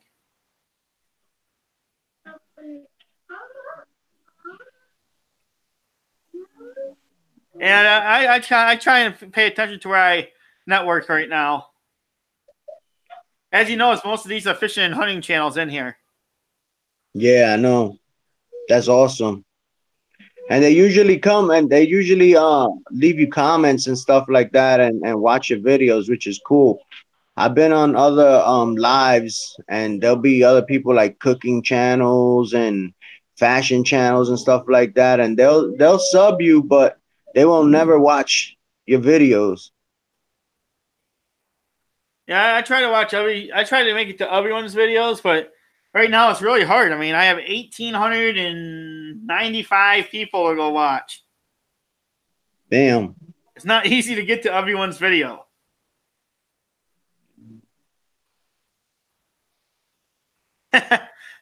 That's mind-boggling, isn't it?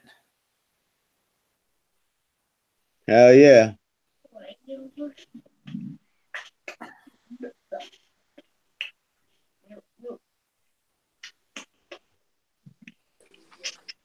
Hey, Yank, you're Crank. How you doing, man? Hey man, sorry. I ended up I was up. I've been up way too late here lately. Hey, I wonder if Grant would come up here. I'll send Up till Grant. wee hours of the morning. I was up till like 5 o'clock this morning. So Yeah, I know. My dad was saying he's seen you at like 5 a.m.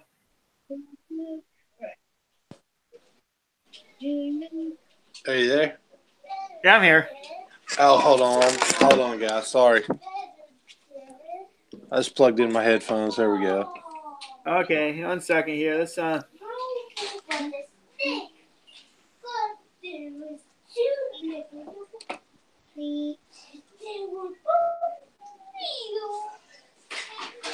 I think one of the requirements of being a good fisherman is having kids screaming in the background. If you ain't got no kids screaming in the background.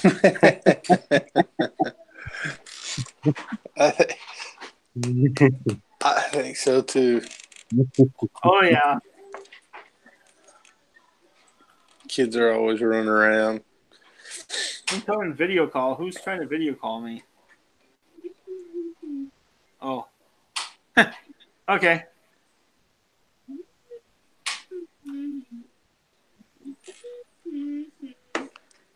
Oh yeah, I mean, I put my son down to bed. Well, probably about 20 minutes ago. Now when I took that commercial break.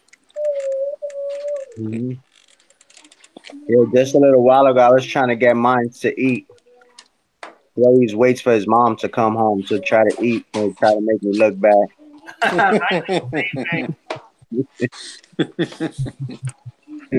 Well, I think half of that is I can't tell the difference between hot and cold, and my son's been burnt a couple times. Because I have nerve damage in my neck and back, and when you get that nerve damage in the back, it's all the way goes down to your toes and stuff. Everyone's like, "How can you wear shorts? It's negative 30."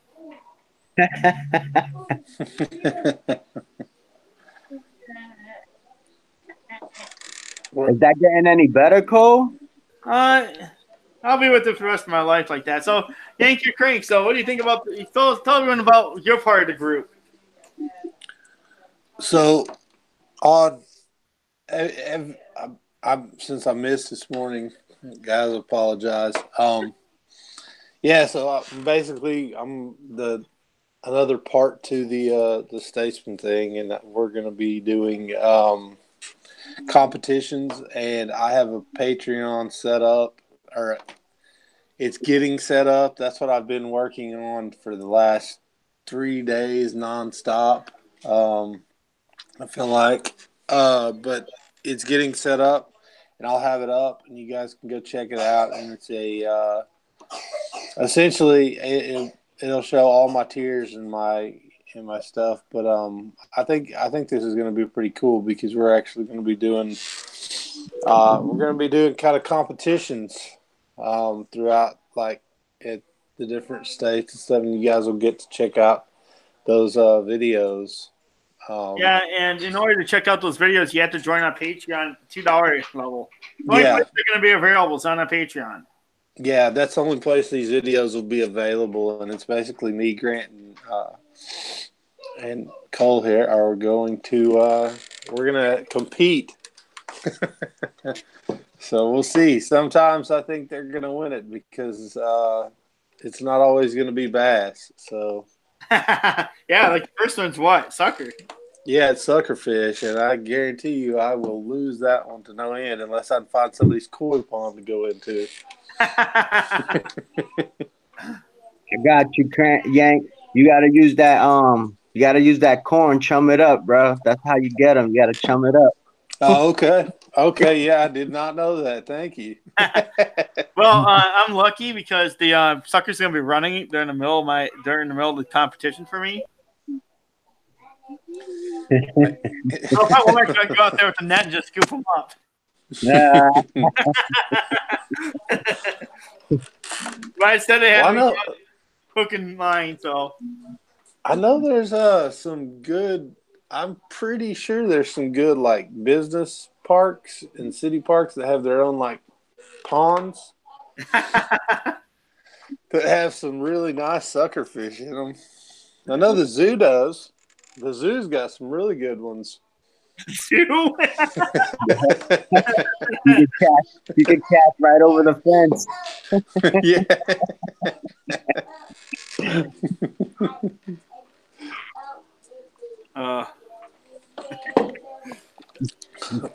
We just don't.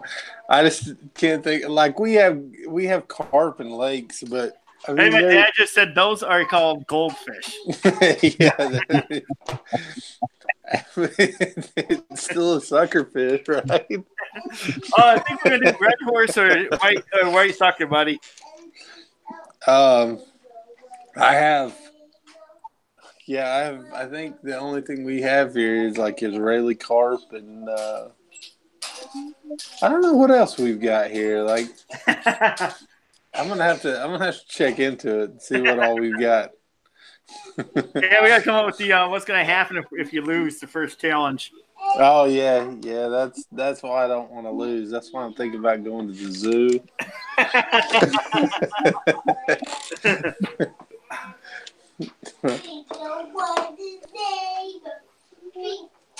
I've been now we've got a couple lakes here that got some grass carp and stuff that'll be good to go fish.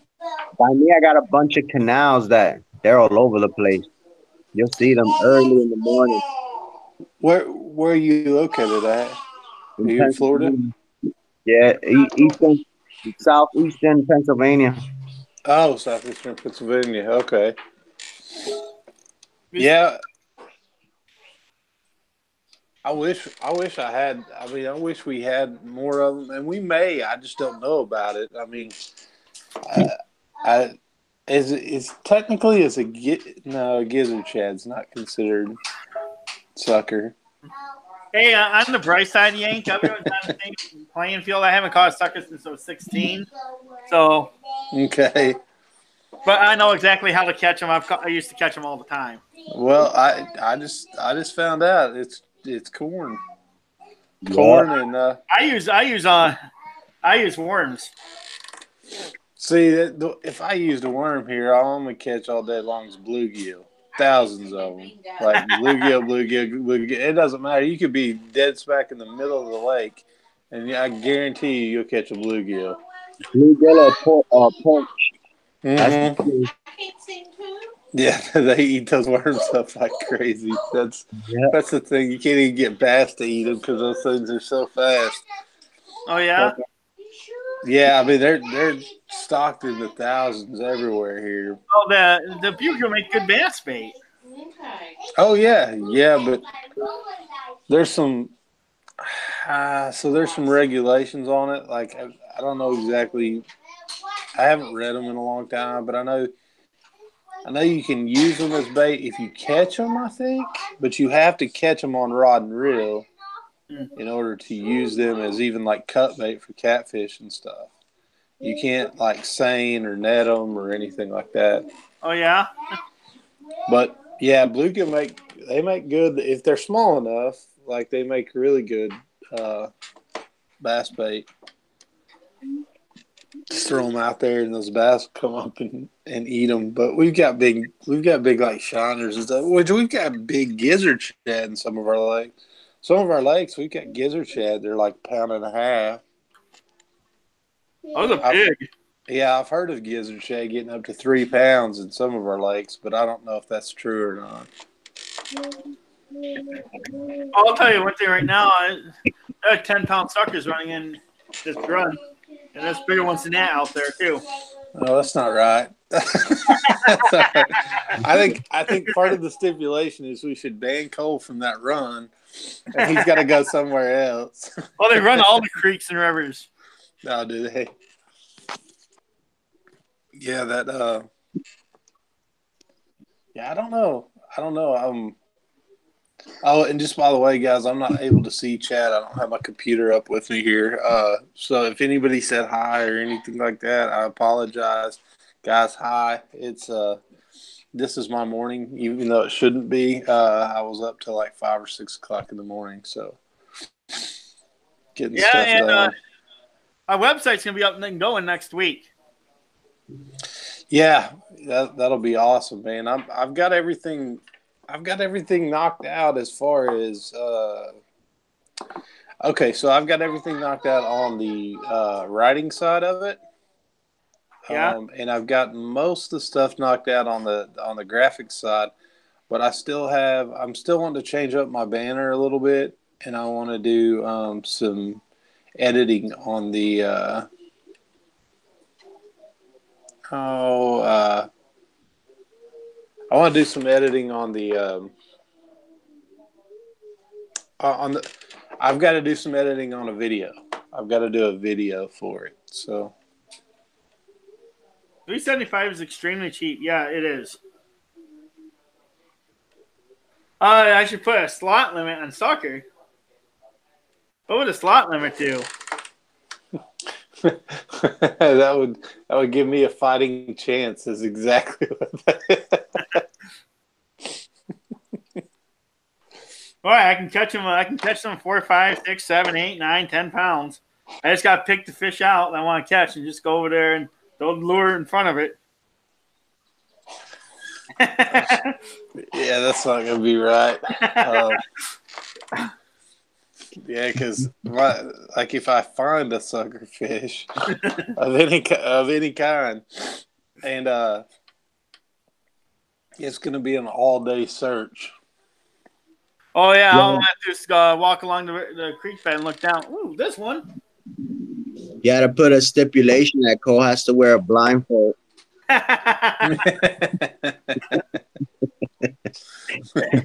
but when we do bass challenges, you're going to have the natural advantage, Yankee, right? Well, maybe. Just depending on what time of year it is. If it were right now, I would. I definitely would. I'd have to go out and spend every day out there until I missed a good one though, man. The other day, Cole, I missed a really good one. It's on video. I was fighting her for a while, and then she ran me into these stocks. They're almost. It's not cattails, but it's like if they were to cut off all the cattails, and I can't remember what that stuff's called. It's Reeds. but yeah, it's basically reeds. Is what it is. It's reeds. Yeah, and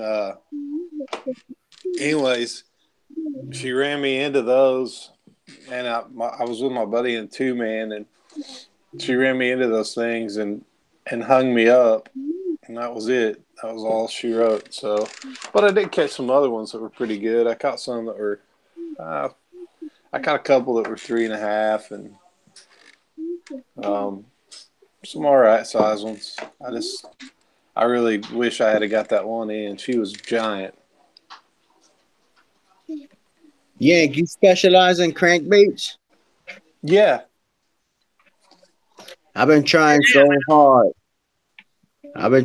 hard. Cole tries to deny that he's not a specialist at drop shotting.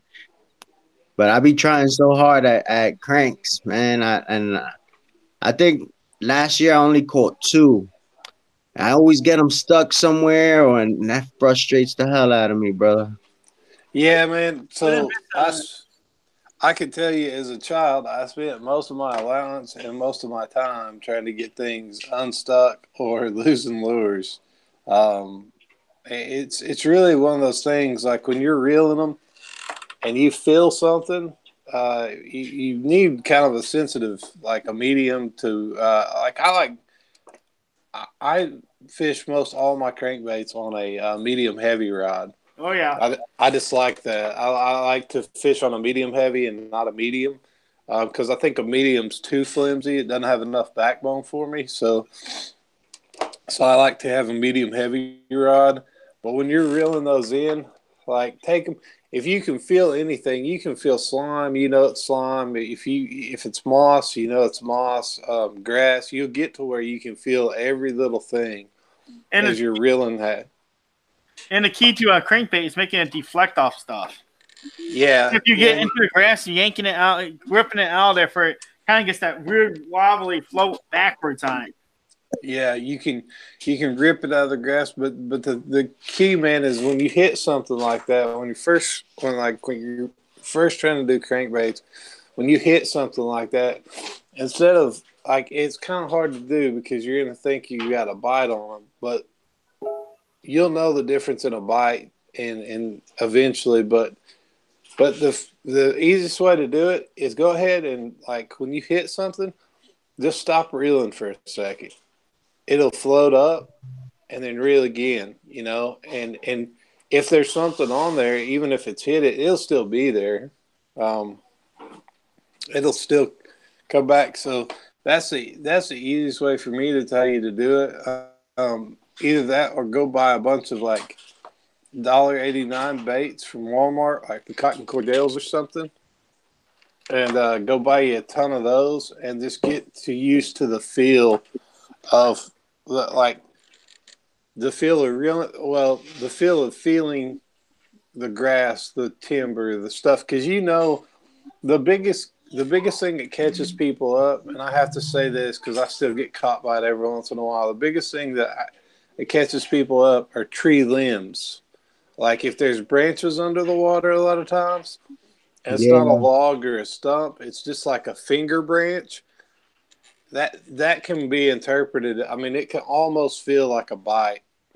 And the worst thing you can absolutely do is, if you're in watering that, is set the hook into it. Mm-hmm. Yeah. Yep. That's the thing is when you set that hook, that's it. But if I fish crankbaits, another thing too, I don't know. Do you fish from the bank, Bass Conquistador? Yeah, I fish a lot from the bank. I get on the boat too, but I'm mainly like, especially like when I'm just getting out of work, I'll do some serious bank fishing. Yeah, man. Then if you're fishing from the bank, then it's kind of going to be tough because you can't just go out there and get your lure back, which is a pain. But if you don't set the hook on it, if you don't bury it and here's the thing with crankbaits, a lot of people get it. What a lot of people get messed up is they think that you have to set the hook on a crankbait like you do a jig. And most times you don't, because that bait's already moving. And the fish, as soon as they know their hook, as soon as they feel something different, they'll pull on it. So they pretty much have set the hook themselves. Yeah, the idea you're going to set your hook is the absolute worst thing you can do. Because if you feel something or you bump into something and you set that hook, that crankbait's going to be dug in there. And if it's down deep enough, good luck getting that bank back. But if you do that, try to get your bow on the opposite side of that log and try to get it out that way, or use your lure retriever. Yeah. And one thing I'll do is if I get snagged up, is I do the shooting a bow method. You kind of pull back and let go, and that little snap a lot of times will get them loose. Yeah, I use that quite often. The bow method, it works really well.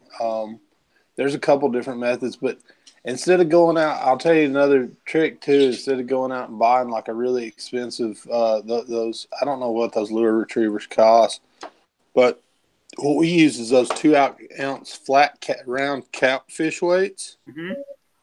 You can get those for like, I don't know, 60 cents or whatever. You can get a bunch of them, and we take them, and you can just stick those on the line. You can put those on the line and throw them down the line, and it'll hit that crankbait and pop them loose. You just have to be careful doing that, even with like the lure retrievers, because I have had instances where it hit the bait just right and cracked the bill or did something to the bait. But